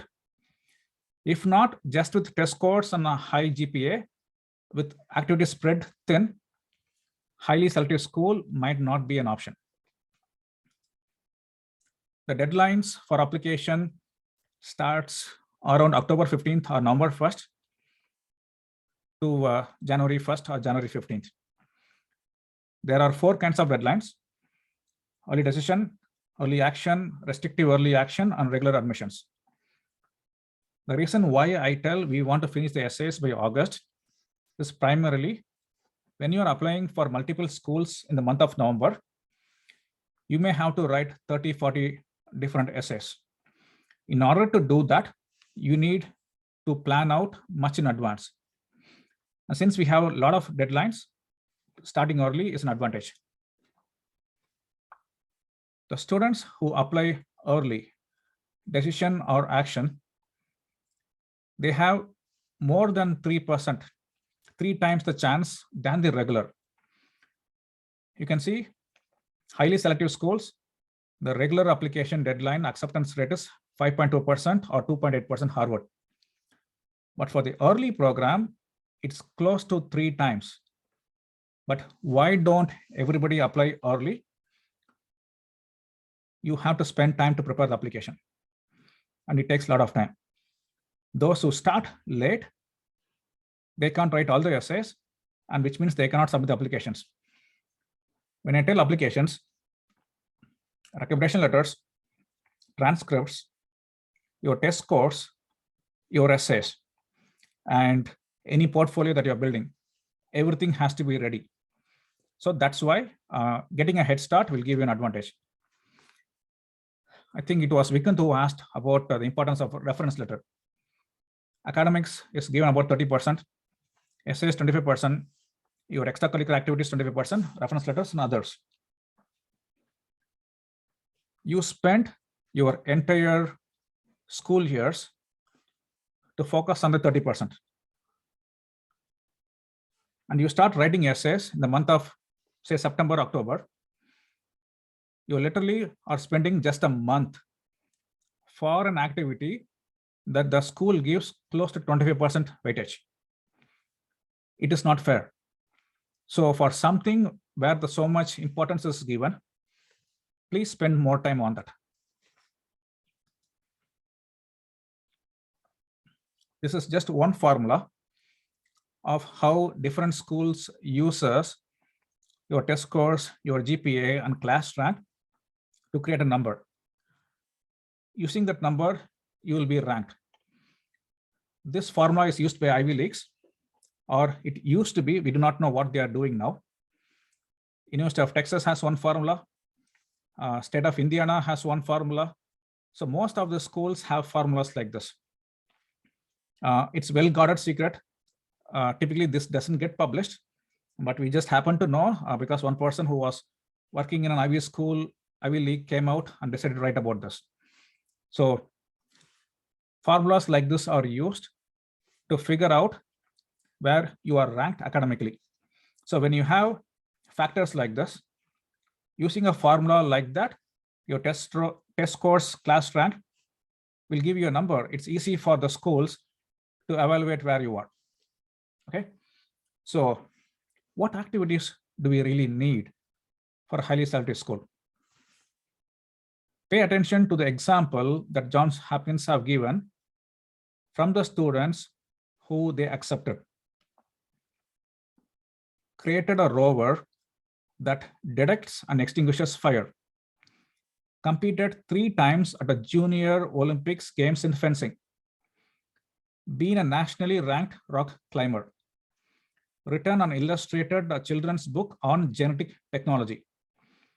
Founded an advocacy group for promoting LGBTQIA practices in healthcare. Won a national astronomy and astronautics championship. That is the type of activity highly selective schools are looking at. You just cannot, let's say you want to be a nationally ranked rock climber. That's not something that you can do in 3 months. It is a skill that has been taught, you mastered it over a period of many years. Competing in Junior Olympics in fencing. The student is doing fencing right from age 3 or 4 for them to go to Olympics. How do you build a rover that detects, extinguishes fire? programming, mechanical engineering, CAD/CAM design, material science, 3D printing, or all those things are required for that to happen. So that is the type of effort that is required if you are planning out to targeting a top school. You can't ask for anything beyond this because not many schools publish this kind of data. I'm really happy Johns Hopkins have done this. So you can see for yourself what caliber that the students are when they're going for such schools. So the goal is unique, relevant, and interesting activity sustained for a long period of time to showcase your effort and leadership. That is what you should be looking at. Of course, essays, the process that I go through is about 30 to 45 days long. We will write a lot of essays. Supplemental essays will be 3 to 4, the scholarship essays. On an average, with my current clients in the senior year, the maximum number of essays was about 135 pages. The minimum was about 60 pages in Google Docs. That's how many essays a student have to write in order to apply for with strong application. The kids who apply by themselves tend to reuse a lot of their essays. That doesn't normally happen with us. We want to customize it as much as we can so that you write good applications. So it takes a long time for writing essays. Recommendation letters, 2 to 4. Counselor, 1 or 2 teachers. And one can be your Taekwondo master or your Bharatanatyam teacher, or it can be a professor who helped you, or you probably did an internship in a company. The manager from the company can also give you. Some schools will accept only 2 letters. Some of them will accept 4. So it changes from school to school. What other factors? Some of them will have an interview process. An alumni will spend about 35 minutes to 1 hour doing a virtual interview these days. In the past, they will actually meet the student in a coffee shop and talk to them for an hour or so. And now, since we are all virtual, the interviews are happening virtually. Sometimes there will be an audition, music, singing, or playing an instrument, or acting. There will be an audition for those kind of majors. If you're applying for arts or a design school or photography school, they will want to see a portfolio. And sometimes research experience that you might be publishing might also come in handy. So course planning. The parents have to ask these kind of questions when you're thinking about courses. How many AP courses should I take? I have clients who have 4 AP courses all the way up to 20 AP courses. When I say AP, it can be college level. That is the spectrum I have seen. You are a high school student graduating high school with close to 20 college level courses. It is a huge accomplishment. Then questions like, should I take calculus for AB and BC, or 1 is enough? Should I take more than 2 years of foreign language? I have completed math. This is a good example. Option 1, standard progress, is Math 1, Math 2, pre-calc, and AP Stat. Not a higher level, but that is minimum that is required for you to get out of high school math.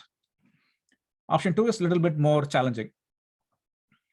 You do your Math 2 in 9th grade, then pre-calc in 10th grade, calculus AB and BC in 11th, and then AP Stat.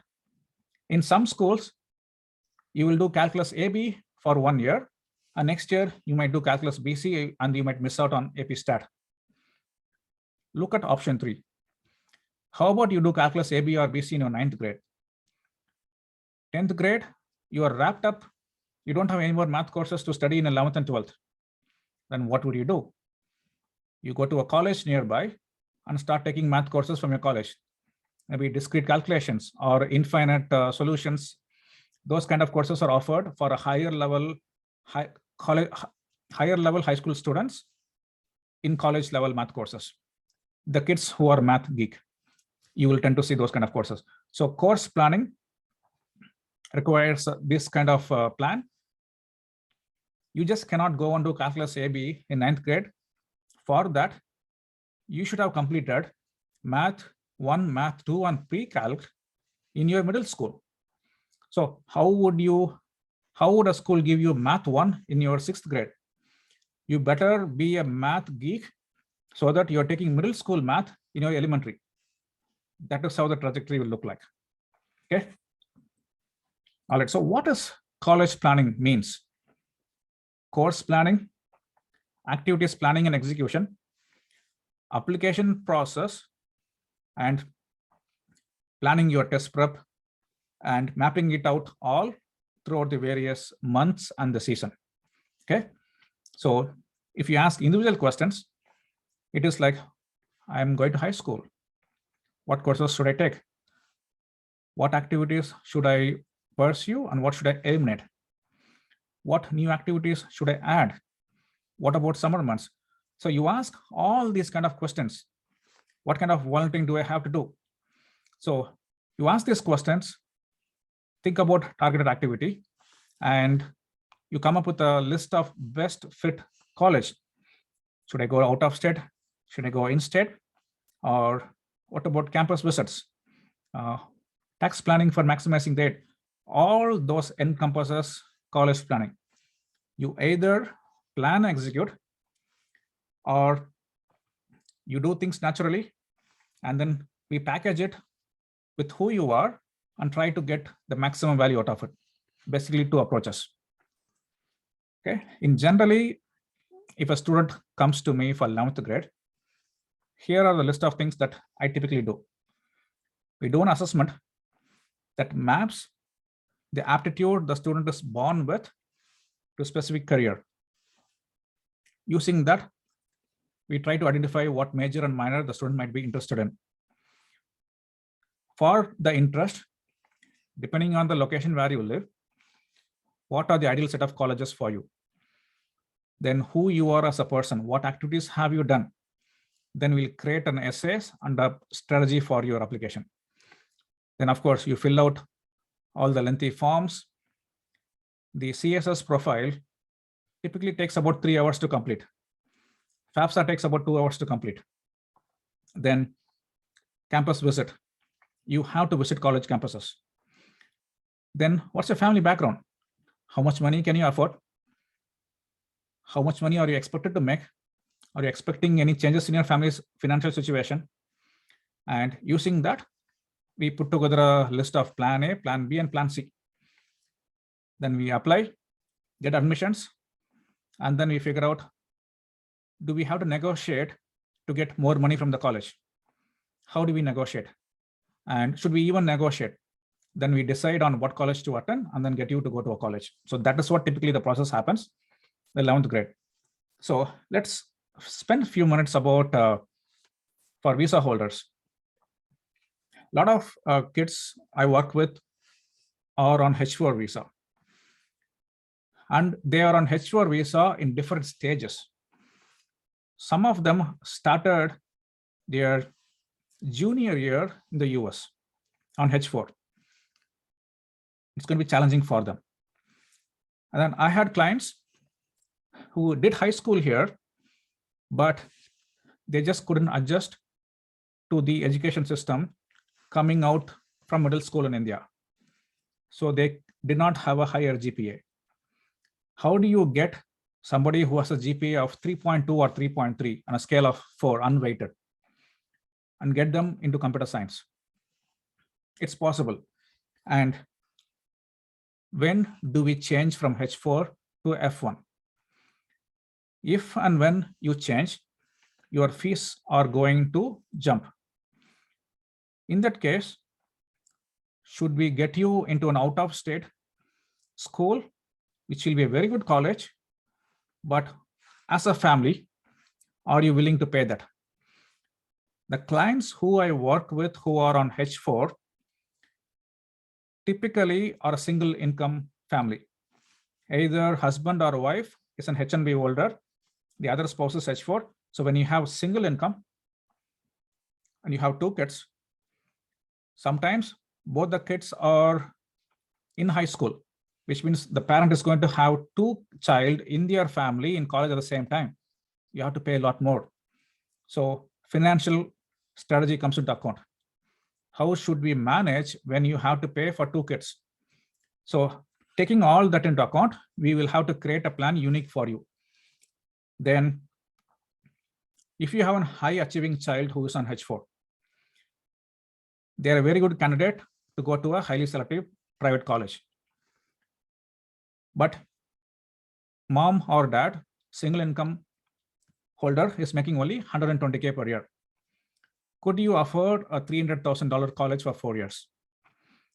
Then we might have to sacrifice on the private school and focus on getting you financial aid and maximizing the chance within the public college. So different maneuvering have to happen while you are a visa holder. There is no one size solution for every family. It's going to depend on each family where your child is with H4. In fact, I have clients, US citizen, but entire high schooling is done in CBSE in India. How would you apply for bachelor's degree in the US with your CBSE mark sheet and no activities to showcase for? Because back in India, who does any activities outside the school in a high school student? Nothing. But you want to get into a highly selective school here. Is it possible? It is definitely possible. And I have made things happen for 2 such clients. So the strategy will change from family to family.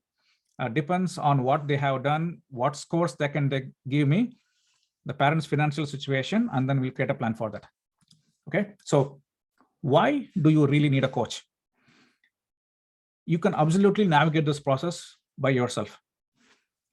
But the advantage a coach can bring you is there will be a huge stress. Only the families who are going through the process right now, I know the calls that I'm having with the families right now. Today and yesterday, a student did not want to come on the call to talk to me because he was expecting to get into Chapel Hill and NC State, and he couldn't make it in. His entire group of friends got admitted there. He got into another good school with full scholarship, but all his friends are not going there. And dad is trying to figure out, what should I do? Should we apply for more colleges? If you're navigating such scenarios by yourself, you probably do not know how to do this. But I have a front row seat for a lot of families who have all these complex, challenging situations. What solutions worked, what did not work. And of course, teenagers, very, very hard to get them to do the work on time. I do not know the high school teachers, we need to appreciate them because it is extremely difficult for them to give a deadline and them completing things on time. But with us, with the project manager that we have, things will get done on time. Selecting appropriate courses, what is the strategy? Testing strategy is important. When are you taking your SAT and ACT? Start that plan while you are in 10th grade. My requirement is, let's wrap up all your testing before we complete your 11th grade. Then you'll have plenty of time to navigate the process. If your test prep spills over into the summer after 11th grade, it will impact your college essay writing process, your activities that you will take part in. It's like a 1,000-pound gorilla hanging on top of your head, your test prep. SAT is offered in the month of September. Your school will be done in June. June, July, August, all you do is, I'm preparing for SAT.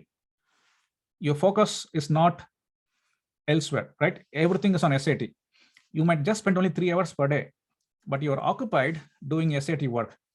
So I do not recommend students take SAT during the summer before the senior year. So plan in advance to complete your SAT or ACT by the end of your 11th grade. It gives you tremendous advantages in the whole process. Okay.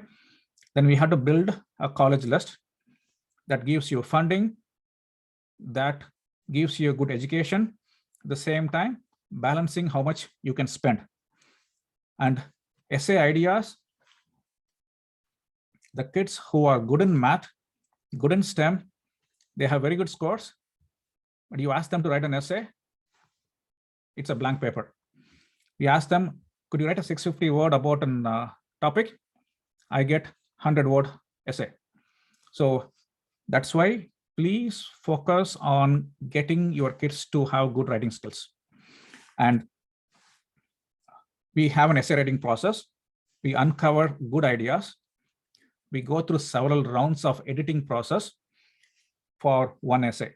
And that happens for every essay that goes through us. Storytelling, story arc, and grammatically edited. And we have a couple of essay coaches who are very good editors, and they'll do a very good job of making good things for you. And you have multiple offers. What do you do with that? How do you decide between one versus the other? Can we use one college financial aid to negotiate money with another college? And how do you ask that? And the parents, students are informed throughout the whole process. Okay, so in generally, the pattern that I use is students who are in 8th or 9th, we'll have like 1 or 2 meetings per year. 10th grade, semester 1 first meeting, semester 2 second meeting. While you are in junior, meeting frequency increases. Around this time, while you are in your junior year, our meeting frequency is going to be anywhere from 2 to 5 times between now till June. Once you go to senior year and summer before senior year, we just meet as required because that's when bulk of the work will be getting done. Okay, so we're almost done, guys. Another few more minutes, and then we'll do the Q&A. When a student comes to me, this is how they look like. Where do you fit? Are you a GPA holder of 3.81? What is your test score? What do you want to study? What activities have you completed? And what level are they in? What is your course rigor? How many AP courses? And what is your family's financial situation? How much family can afford to spend? And would you be able to send your kid without scholarship or with scholarship? So you take all that into account, then I start piecing things together. Then what strategy? How do we want a student to be presented? Do we want to make them look like an engineer or a doctor or a researcher? That all depends on what activities they have done. So that's the thinking process that goes on with every student. And then we produce a good result out of that. Okay, this is another example. And if you are interested to get in touch with me, here is a QR code that will get you onto my email list. After you get into the list, you'll see an option to schedule a 15-minute free call with me. If you're in 11th grade or above, for 10th and below, you also option to schedule a strategy call. And as Senthil requested that he wanted to give you some discount to the members. So while you schedule it, you will see a discount much lower than the initial call. We'll do a one-on-one session for you. Join the emailing list. People who are attending this webinar will automatically be in the list. But if you're watching this from the Facebook, you might have to take a screenshot of, or there might be a description on your Facebook feed with a link. You should be able to get into my list. Okay. And that's about it in terms of my presentation. Now I'm all yours for the Q&A.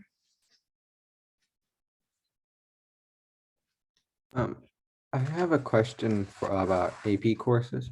Sure, Vikant. For AP courses, should you focus on courses that would help you in your future career, or should you focus on courses that could help you clean up credits that you don't want to take in college? Yeah. So what do you want to study? Have you thought about what major or minor? Yes, I'm thinking about certain fields. Okay. I'm trying to come to a decision. So for example, let's say you want to go to engineering. I want to see as many courses in science and STEM. AP chemistry, AP biology, AP physics, 2 courses in AP physics, calculus AB, BC, and AP stat. Okay. And I would also like to see AP world history and AP psychology. And in foreign language, you possibly also want to have, if possible, 2 AP courses in foreign language. Okay. But would you be able to maintain your higher GPA if you take this course load? If not, then we have to lower and then take less number of AP courses, maybe do honors course. If you're doing, and let's say you want to do a bachelor's in psychology, why go and do AP calculus BC or AB? Instead, I want to see you do AP psychology, environmental science, AP biology, AP chemistry, science heavy. Let's say you want to go to a med school. Sometimes you want to do pre-med. They may not offer an human anatomy course or radiology in a honors level. It might be just an academic course. At that point, that academic course might be enough to show your interest. So what courses and how you are doing depends on what is your current GPA, how much course load that you can handle. Can you do dual enrollment and take courses in summer in community college? And then how many AP courses your school is offering? Okay. Do they offer AP courses on your freshman? Sometimes they offer only 1. And in sophomore, they'll do 2. Junior and senior, you'll probably do 5 or 6 each year. So depending on your school, your ability, can you handle the tougher course load? Create a plan for that. Okay, Vikant. I also have actually one more question. Sure. Would you recommend like for colleges, does research look better for colleges, or do internships look better for colleges? How did you get the research work? That's what's matter. Did you pay a company who is offering a 6 weeks research experience, or you took the effort, you found a topic, you wrote an initial thesis, then you reached out to an expert in that field, and you got an opportunity to work with them, and you're getting recommendation letter from that expert. Both are research work. One is paid one, which is a low-hanging fruit. Another one is totally your effort. So in that case, your own effort looks good. Okay. Now, internship. How did you get the internship? Are you doing internship in Cisco or a Microsoft or MasterCard as an IT? Or did you get a shadowing opportunity for accounting because you want to go into finance and accounting major by sending out a request for multiple CPS in your area, and then they wanted to work with you? So it depends on the impact that you are creating and the effort and qualitative reach of the work. So it's difficult to tell research is better or internship is better. In terms of magnitude, I would tell research if it was through another person's help and you took the effort to make that happen. Okay. All right. So we have a Sam. Hi, Sam, I've given you permission. You should be able to unmute your microphone and ask your question. Hi, you will hear me? Yes, I can. What's your Yeah. question? You were talking about the H4 visa and moving on to F1 visa. Now, my son, when he came over to the US, he lost an year because of the cutoff period due to his age. He was November born. So if it's a 4-year course, within 3 years, he'll turn 21. Yep. So what happens to, the fee structure? Do you have any idea about that? Sure. When he turns 21, his status in the US abruptly ends. Yes. So he has to be on F1 before that. Okay. So these days, H4 to F1 is taking like 15 months for the change of status to happen. Okay. Which means you have to file for that like a year in advance. Or he has to travel, attend the visa interview, and enter on F1. Okay. So the moment he comes to the US on F1, the schools will know, and then they'll convert him into a non-resident. So his tuition fees will increase from the following semester. Okay. Okay. So that is the scenario that you are facing. And you just have to plan it. Some families decided to start the school directly on F1 in the first semester because they wanted their kid to work, earn money, or do internship, because on F1 you can work 20 hours per week. So, but the advantage they had, they lived in Michigan and they give in-state for all 4 years. So it doesn't matter whether you're on F4 or on H4 at the time. So you have to manage that process depending on what school, where we are going to apply, and what major, and all those stuff. Sam. Okay. So, but does the break in his education, does it affect him? No, not at all. Okay. Yeah. Thank you. Sure.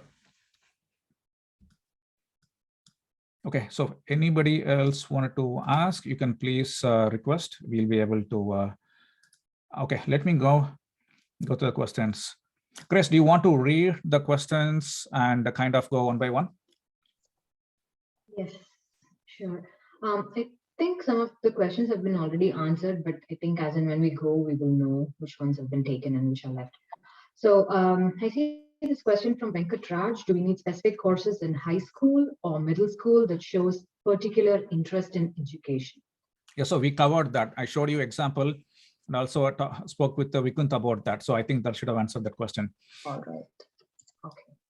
So there's another one from Sridhar Govindan. It says, can you talk about how a student starting in high school, 9th grade, should approach the academic classes all 4 years of high school that would help plan for college selection or admission? Sure. That's one of the things that I do with my students, especially students who are in 8th, 9th, or 10th. They just schedule a call with me once a year, and then we do course planning for them. Typically around January and February is when that happens, because the course registration opens mid-February, at least here in North Carolina. In Indiana, the registration opens in the month of November itself. So depending on which state. So what we do was, when I ask the parents, when they talk to me, I ask for their high school course listing. Next, they might have a matrix that will show what are the mandatory courses that you have to do.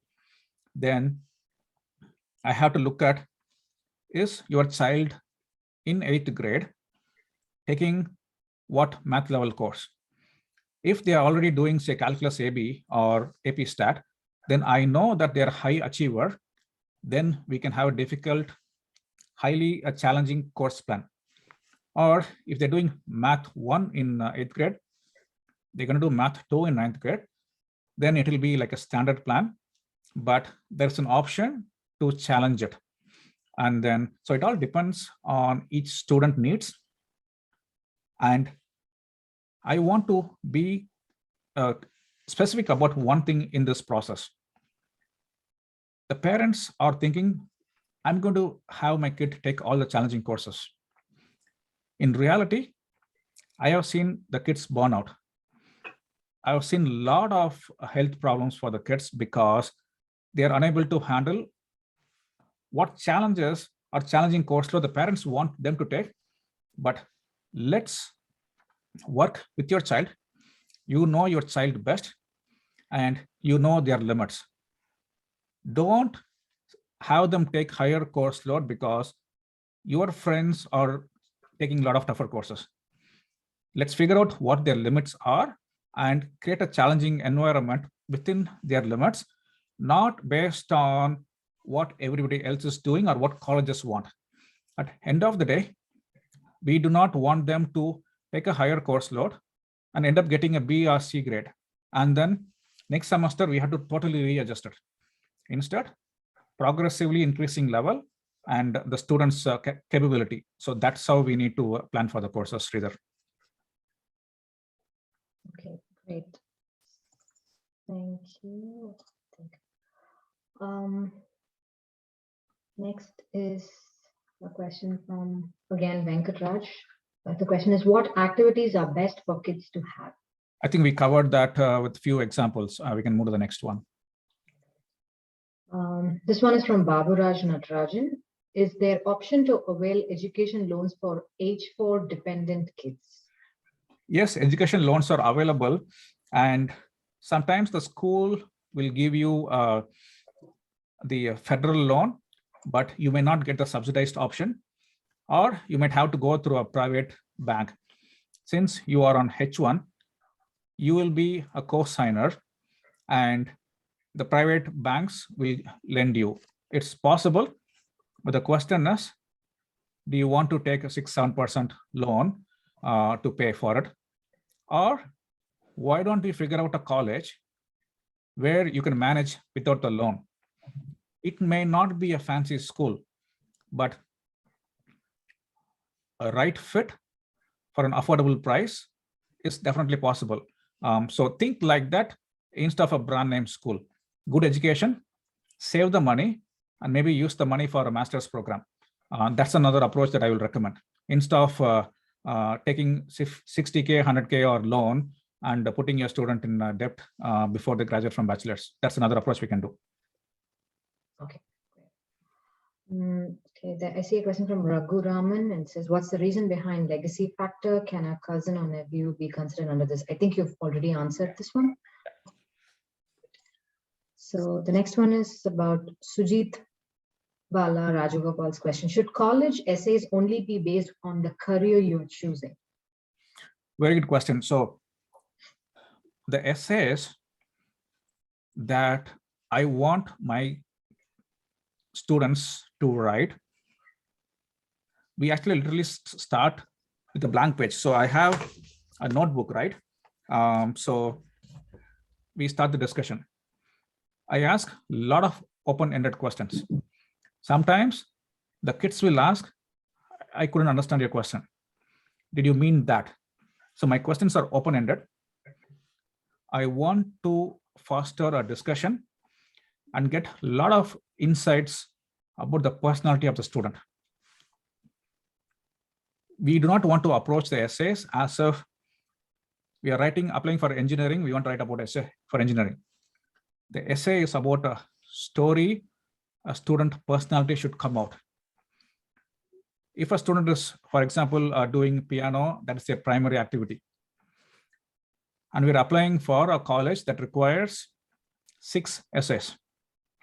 You have 1 common app essay and 6 more short essay prompts. Now you have a choice. Do I write about piano as my primary essay topic or in one of the subliminal essays? I do not know. I'm going to ask the student, I'm going to give them a flow, a storyline from the discussion that I'm having with the student. Then the student will write the essay. Does the visualization, how the story should look like when it was spoken and when it is written, matches?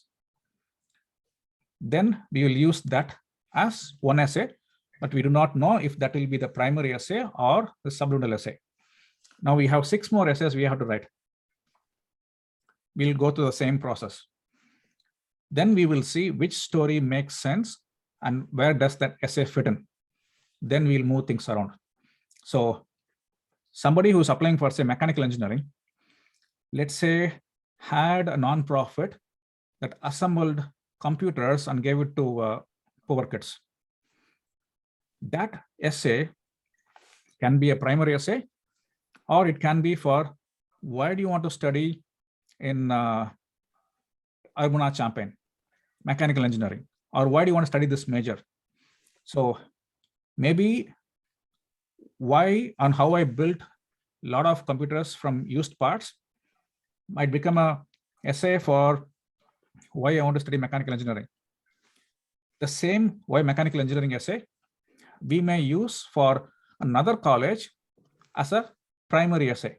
So from every college, it changes depending on the student, the major, the question they are asking in that specific college for what essay topic. So that's how I approach the essay process. Okay, next one. Thank you. I just want to remind the participants that in case you have a question and you want to speak, please raise your hand so that you will be permitted access and you can ask your questions directly also. Moving on, question from Nanda Kumar, and the question says, does early decision or action help getting admissions, or when should we consider? Sure. Early decision gives you 3 times the chances of admission than compared to a regular. But what's the catch? There are about 3,000 colleges. Out of the 3,000 colleges in the US, around 225 colleges offer early decision, just 225. Out of the 225, you can apply to only one early decision. If you apply and get selected in that college, you have to attend that college. It's a binding contract. You do not have a choice of going to another school. So let's say you are applying for early decision for WashU and you get admitted. And you also apply for early action for University of Michigan, which is also a very good college. WashU University results will come on December 15th or so. If you are accepted, you have to pay the deposit and confirm that by January 1st week. University of Michigan results will come end of January. You will not even know whether Michigan is offering you admission or any scholarship, because that is the contract you're signing for ED. After you accept the admission for ED, you have to withdraw your application from the other schools. That is also another condition. For some reason, you forgot to withdraw, and University of Michigan gives you an offer, and then they tell your 4 years is free education. You don't have to pay a penny. You cannot go to Michigan. You have to go to WashU because that is the binding contract for ED. So because of this dilemma, we have to be sure if you are putting an application for ED, you better be ready to pay $300,000 because for most of the ED schools, the fees is going to be $300K. So that is the higher acceptance chances, but are you ready to write the check for $300K? If the answer is yes, your kid has a good profile, then ED is an option that we have to go with. All right, hopefully that answered the question. Regular action is not binding, but the results come later. Okay. The next question is from Deepika S. Her question is, on what factors are they being accepted? The test optional students, question mark. So from what I have seen, even though the students are not submitting the test in some cases, the highly selective schools, if those students were to have taken the test or submitted, it will possibly be in the higher level. So their activity is extraordinary. The schools see that these kids can be a Nobel Prize winner. thinking about Harvard or all these Ivy League schools, they want to see that you have done things in your high school where we see after you study in Harvard, you can be a president, you can be a CEO, or you can be a Nobel Prize winner. They have to see that sort of caliber work. And at that point, the test optional will help you. But most cases, do not take it for granted. Please do take the test. It is extremely difficult unless you have that level of activity. My students personally who had that level of activity, without submitting the test scores, did not make it into a single highly selective school. They have really good effort. So it's your requirements and the reach are really, really high when you're doing test optional in highly selective school. So please do submit your test scores. Raghu, there is one person raised the hand, 2 persons now. If you want. Okay, all right. So Saishra. Hi, Saishra, you can unmute yourself and speak. So while they are figuring that out, let's look at there's a question from Facebook. Lalita, if I do potentially graduate, undergraduate, and get into med school, before I transfer from F1 to H4, how long will I be able to study in med school in F1? I have clients with me right now who are on H4 and want to go to med school. You can go to med school on F1. Some schools, for example, schools like Baylor, even though you will become an F1, they will treat you as a resident and they will consider you for med school application. In general, for most of the schools, going to med school on F1 is going to be really, really challenging and difficult to get in. From what I have seen, about 8 universities will accept medical school applications as an F1 student. Rest of the schools will not even consider. So it is going to be a challenge. One option I recommend them is consider a Caribbean country for a medical school. Their medical school is also really good. You can study there as an international student, and it's also accepted in the US. That's a potential alternative that you can think about. Hopefully that answered your question, Lalita. Okay, so looks like, okay. Next question, Grace, from Anu. Yes, the question is, can you differentiate between SAT and ACT? Which colleges accept them? I heard some colleges accept ACT and some SAT. Can you please clarify? There is absolutely no difference in terms of whether you take SAT or ACT. Both have a conversion table that will tell you what is the equivalent of the SAT score. For some kids, they do well in ACT, they don't do well in SAT. So there is no difference at all. And almost every school accepts both. There is no difference between one over the other. What I want to tell you, Anu, is what is the test format that your child is comfortable and can get a higher score. Sometimes you might have to take both to figure that out. So that's what I would tell. And there is no difference one over the other in terms of admission chances. It's all the same. Excuse me, I have a question. Yes, Vikund. Would you recommend the ACT writing when you take the ACT test? No, I don't recommend. You don't do. They don't consider writing these days at all, so you can skip it. Okay. Okay, so there's this question from Deepika S. I know we have one more person who's raised the hand, but we'll take this one question before we go to Anita. This question is from Deepika S. And her question is work study same as on-campus employment with tuition waiver? Okay, so Deepika is comparing a master's where you get a tuition waiver with this one, but that's not the case. The work study program is you might get an in-state fee because of your resident status. On top of it, you go on work part-time and then you get paid for your work.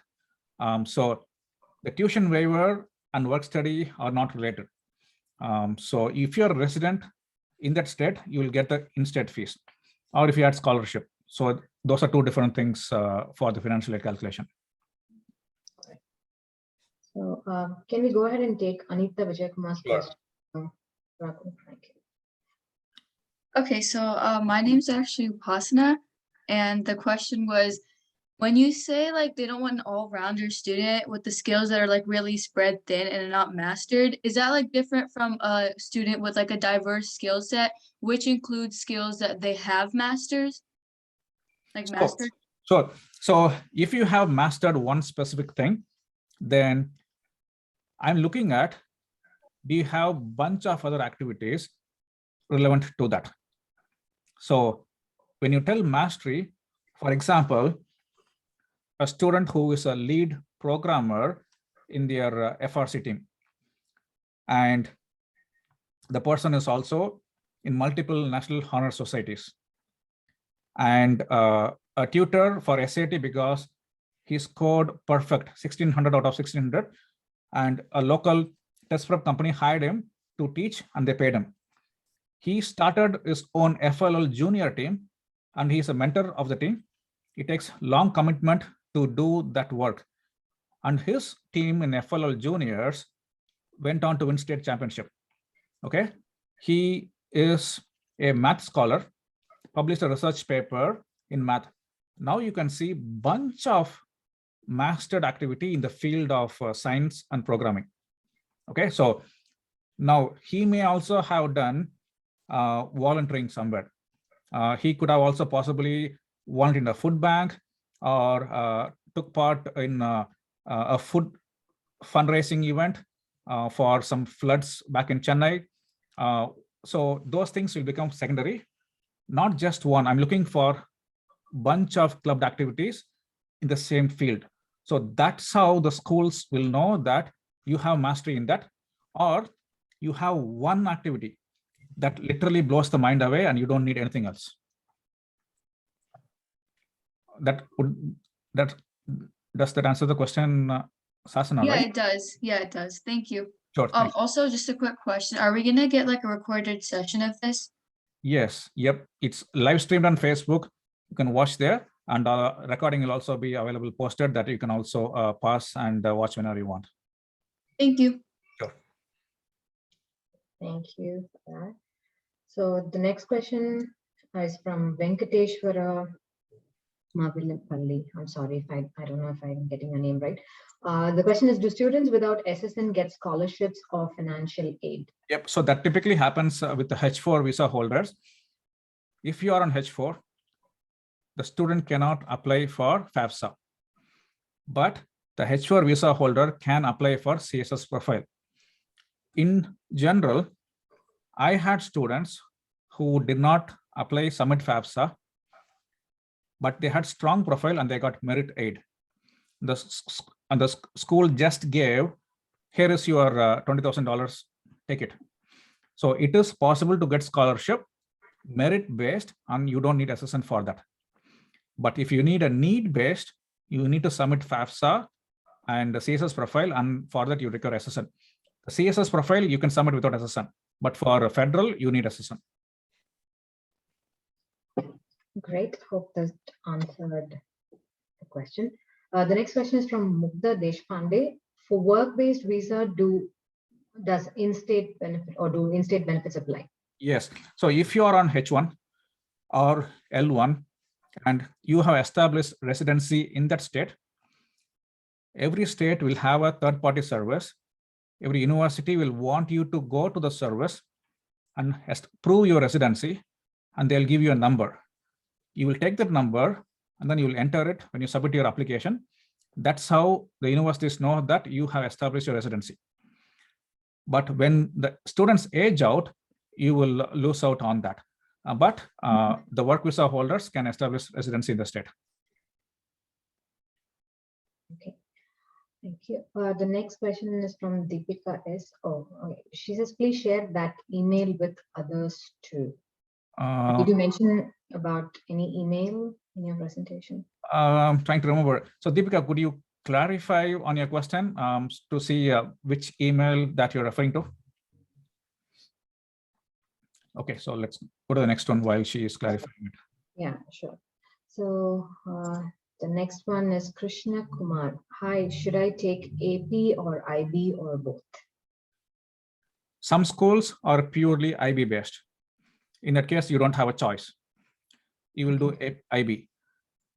The colleges give equal value to AP and IB, no difference at all. The students who have high rigor, they will do IB in their school, and then they will do self-prep AP by studying AP by themselves, having a tutor, or doing it virtually, or let's say they want to do AP psychology. They might take a psychology course in a nearby community college and appear for the AP test in the month of June. So that's how you take AP when you don't have AP in your school. If your school offers AP, then you cannot probably do IB because IB has to be through the school. Okay, great. The next question is from Manmohan Sharma. And the question is, as you mentioned, you need to plan in advance. What is the ideal time to engage with your team during 9th grade? Sure. So Manmohan, for 9th, 10th, 8th, 9th, and 10th, my recommended option is at least one conversation with me or 2 calls per year.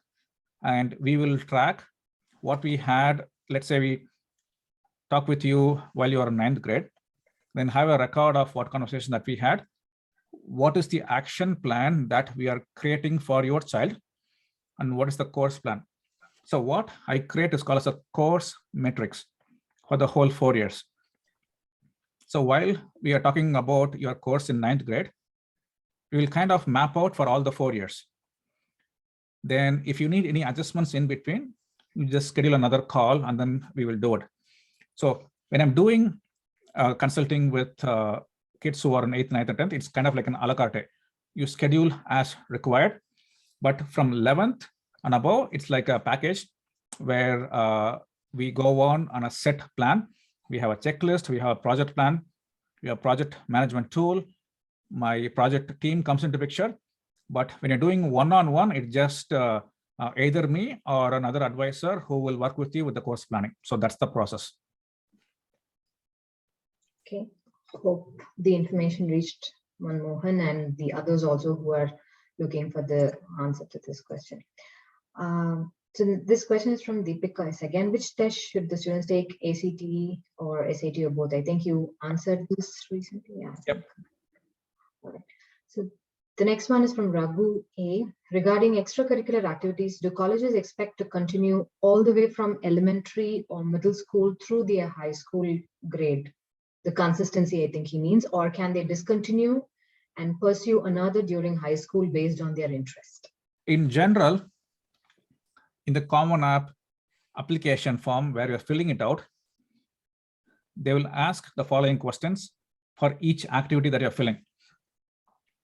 What's the title? Which organization did you take part in? A brief description of that activity. How many hours per week did you take part? How many weeks in a year that you took part in? And what grades? For the grades, the option we have is 9, 10, 11, and 12, only 4 options. And one more category. Did you take part in this activity during the school year or during the break or the whole year? So those are the details you have to give for each activity, and you can fill up to 10. So middle school, if they have something highly relevant and they continue to do for longer time, in the description, we will include student has been taking part from X number of years. So it all depends on what activity you're talking about. For example, Taekwondo or piano or Bharatanatyam, I tend to see them, students have been taking part in that for many years, 10 years, 12 years. Cross country, they go into the cross country school team from the 9th grade. You just take part for 2 or 3 years. Or maybe varsity or junior varsity team, only for a couple of years. So it depends on the activity, Raghu, and you don't have to show consistency from middle school, but if you have it, it's good to go. And if there is a break, it's also okay. There's nothing to stress that we missed out or you took a break. We can manage that.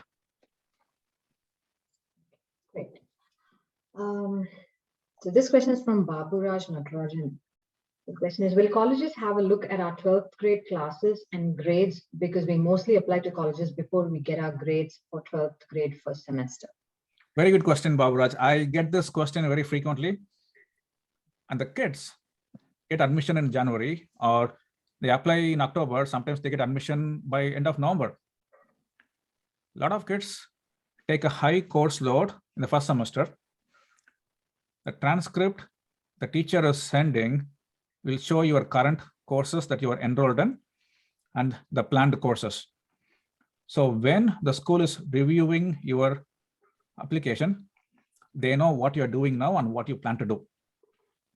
And number two, if in case you got the admission and you decided to drop calculus BC and you want to replace that with math 4, or you want to take an easier course, your school counselor will force you to send email to every college you applied telling that this course change is happening.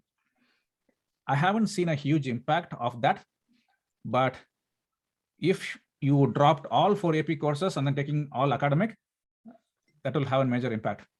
But the schools do see what's happening, number one. And one more thing, let's say they give you admission in the month of January.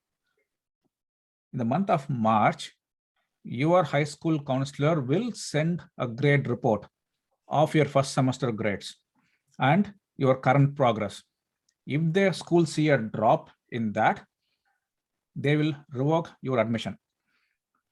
On the acceptance letter, you will see a condition that tells this admission is valid provided the students maintains the current level of course load or do not see a drastic difference between what we have seen to what by the time they graduate.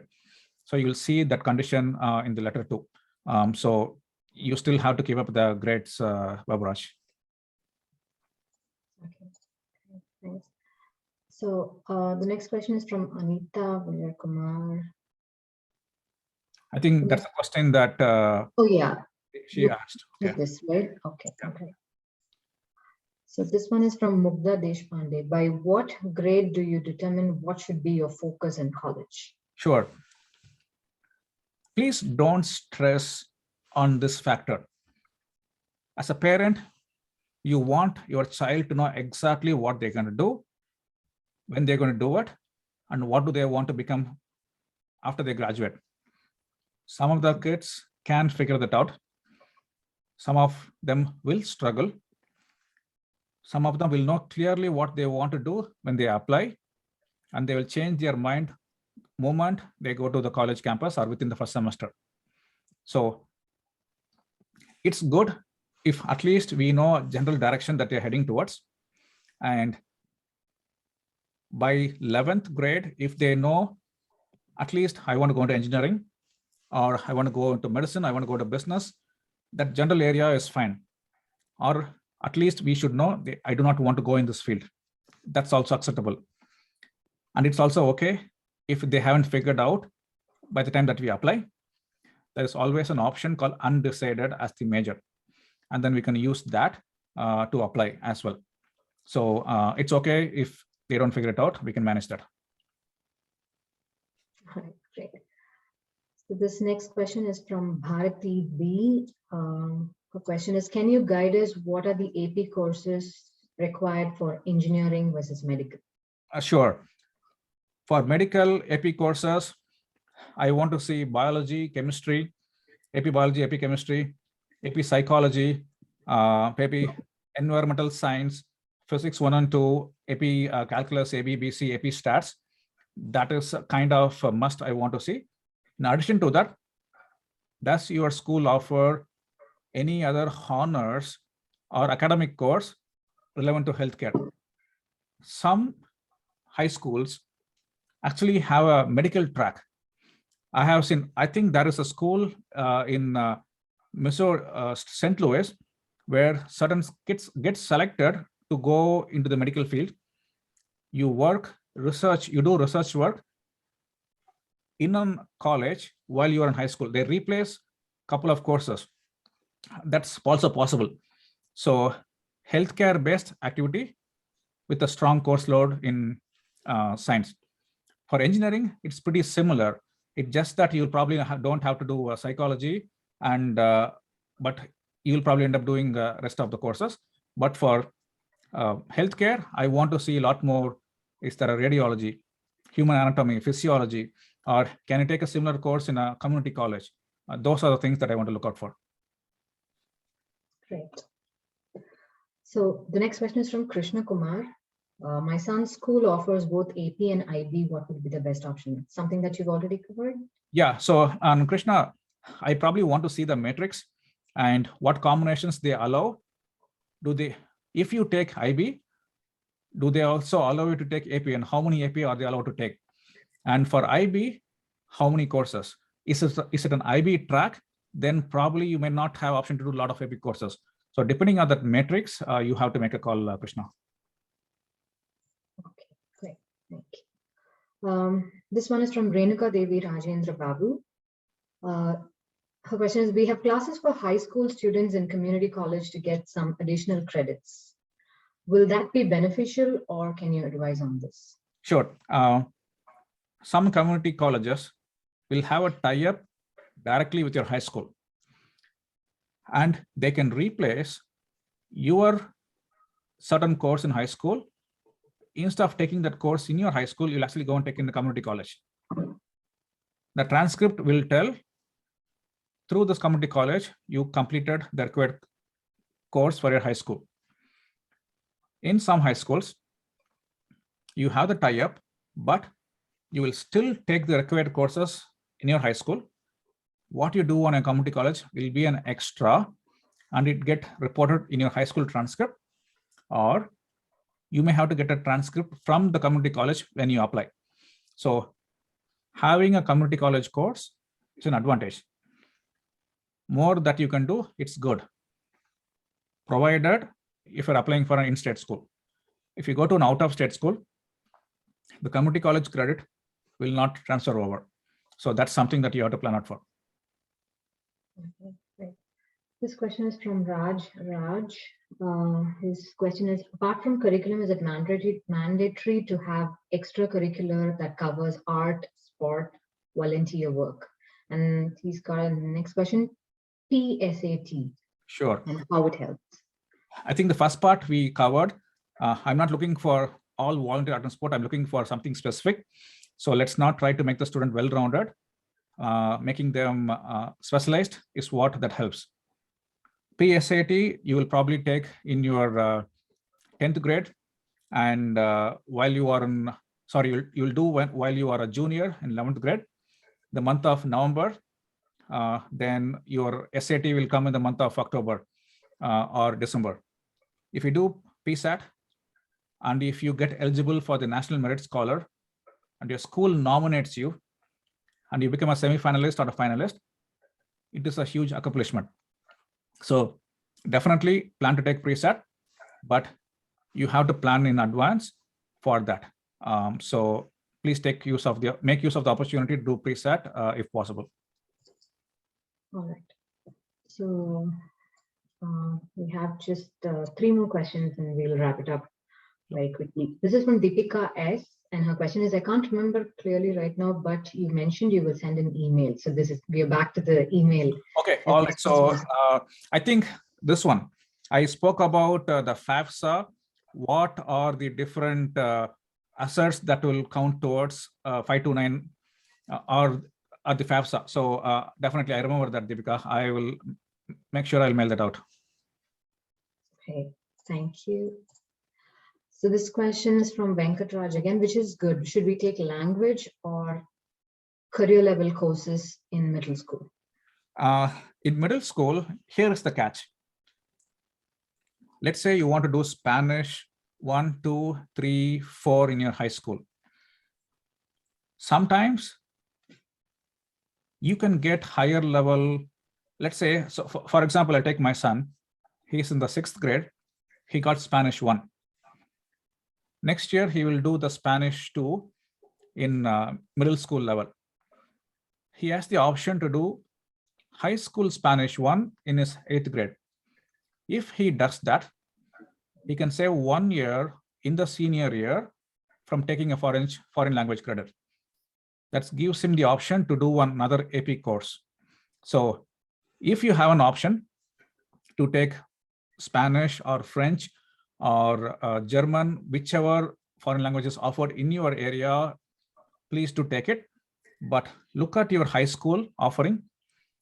Don't take French in middle school. If your high school is not going to offer AP in French or French courses, it will not help you.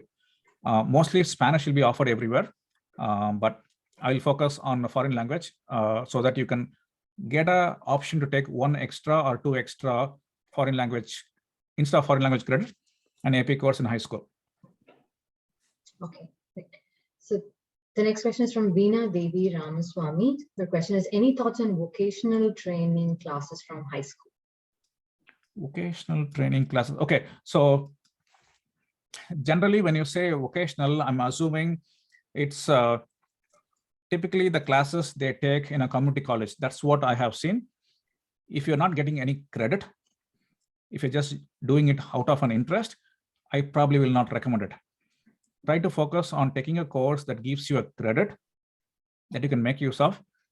The time that you have in a high school is very limited. Why spend on a time taking a course where you're not going to get the credit out of it? So I will probably refer you to take a course that will give you a credit. Okay, great. So the last question is, it's not a question, yeah, but the question from Raghu is, where can I find the QR code that you shared today during the live meeting? Yeah, there it is. I also just posted in the chat. It's called a bit.ly link, join CP list. You can either get on that or here is the code again. You can either use the URL. For the folks who are watching in the Facebook, this URL is also posted in the description. And my email ID is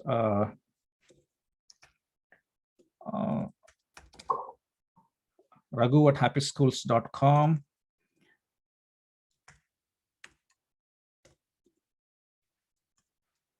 And I also texted my phone number. That's my number for text and my email ID. Raghu, RAGHU@happyschools.com. And the number to text is 919-442-8035. Also, we have sent that email. We have attached the flyer. The flyer has the QR code, and also the link is also in the email if you have to see the email from Missouri Tamsangam. Sure. All right. Awesome. Sounds good. I don't think we have any more questions. Let's make sure. Yeah. Attendees. Okay. All right. Okay. Question from, I saw a hand from Veena. Okay. No more questions. All right. Looks like that's questions from Facebook also. We're good. Okay. So folks who are still here, we still have close to 47. If you can just rate on a scale of 1 to 5, 5 being you really liked it. If you go to the chat and give a number, at least I know, get a feedback of, should I improve on this or anything? It's a quick feedback. 1 is like, don't even show up here again. I will take that. Okay. Awesome. 5, totally 5. Good. Awesome. Preeti says 5. I'm pretty sure it will all be 5s, Raghu. All right. Thank you all. Okay.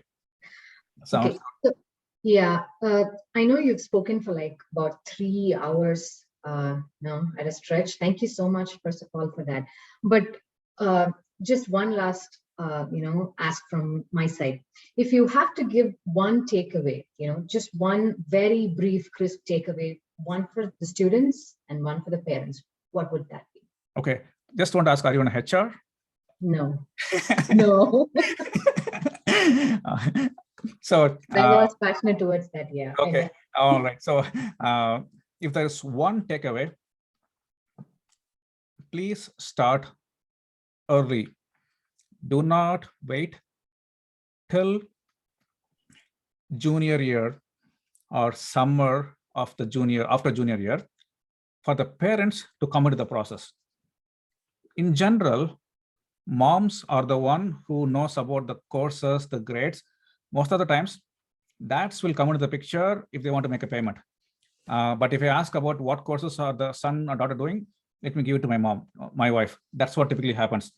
But as a parent, I want you to come into the picture, take the college planning process seriously and not have the kids do multiple things. Focused activity, start early, and that alone is good enough for us to get them into a school that more than what they will normally thought. So that's one thing message I want to tell. If I want to add one more, please have your kids take writing classes and make sure they can write good essays. I have seen so many students, especially the students who came here on H4, where they did not do the middle school or elementary here, they tend to struggle with the essay writing process. So probably those are the two things, two key takeaways I want you to have from this call. Great. Thank you so much, Raghu. The reason I asked is, yes, after listening to all of this, it all boils down to just that one point. That would be the starting point for the students as well as the parents, so that they could focus on that one part. So thank you so much. Apologies to the attendees. I know it's a very long session. It's been for over 3 hours, but we did not want to cut short on the content because we thought, I believe that it is very, very useful and important to all of you who are preparing.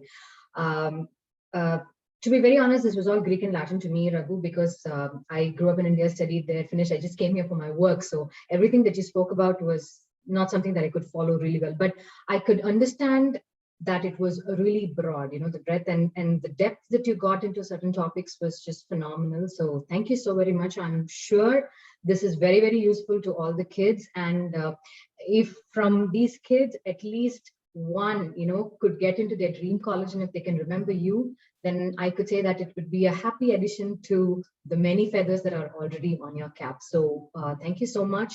All the very best to you also in all your future endeavors. I'm sure our kids and parents, they will get in touch with you.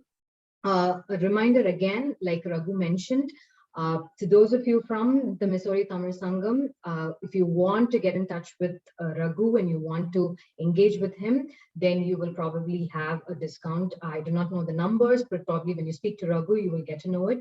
But yes, there is a perk for you. So please do not hesitate to contact him. I'm sure it will benefit you and your kids. So thank you so much. And I would like to just wrap this up by thanking all the participants. Once again, thank you for being so patient. And hope we've answered all your questions. The entire recording will be uploaded in YouTube, our YouTube channel of the Missouri Tamil Sangam. And it's also on, since we went live on FB, it's available on FB as well for you to view anytime. And you've got the contact of Raghu, so anytime you want, you can contact him as well. So thank you so very much, everybody, and have a good night. Awesome. We'll see you soon again in some other webinar. Every month, we are going to have some webinar that's going to be useful to you. So we'll see you again soon for the next webinar. All right. Any last words from you, Raghu? Raja had his hands up. No, Yeah. already Grace talked about it. I just wanted to just a couple of seconds. It was really a wonderful, informative session, and it's almost 3 hours. I could see the participants close to 70 from 5 o'clock till 8 o'clock. Yeah. Last 5-10 minutes, I have seen people leaving, 5-6 people. That shows you are asking about the numbers to 5. It's definitely a 5, no doubt about it. Thanks a lot, Raghu. Awesome. Thank you, everyone. Thank you for listening for 3 hours. Hopefully I was able to help you expand your knowledge and really appreciate Missouri Tamil Sangam for bringing me back, and happy to help you all. Please reach out to me if you have any questions, and thank you to Grace, Senthil, Raja, Babu, Vikunt, and Santosh, who hanged out here for the whole 3 hours, and as well as so many others. Thank you all. Yeah, Yeah, thanks thank very you. much as well. Thank you. Thank you so much. Bye.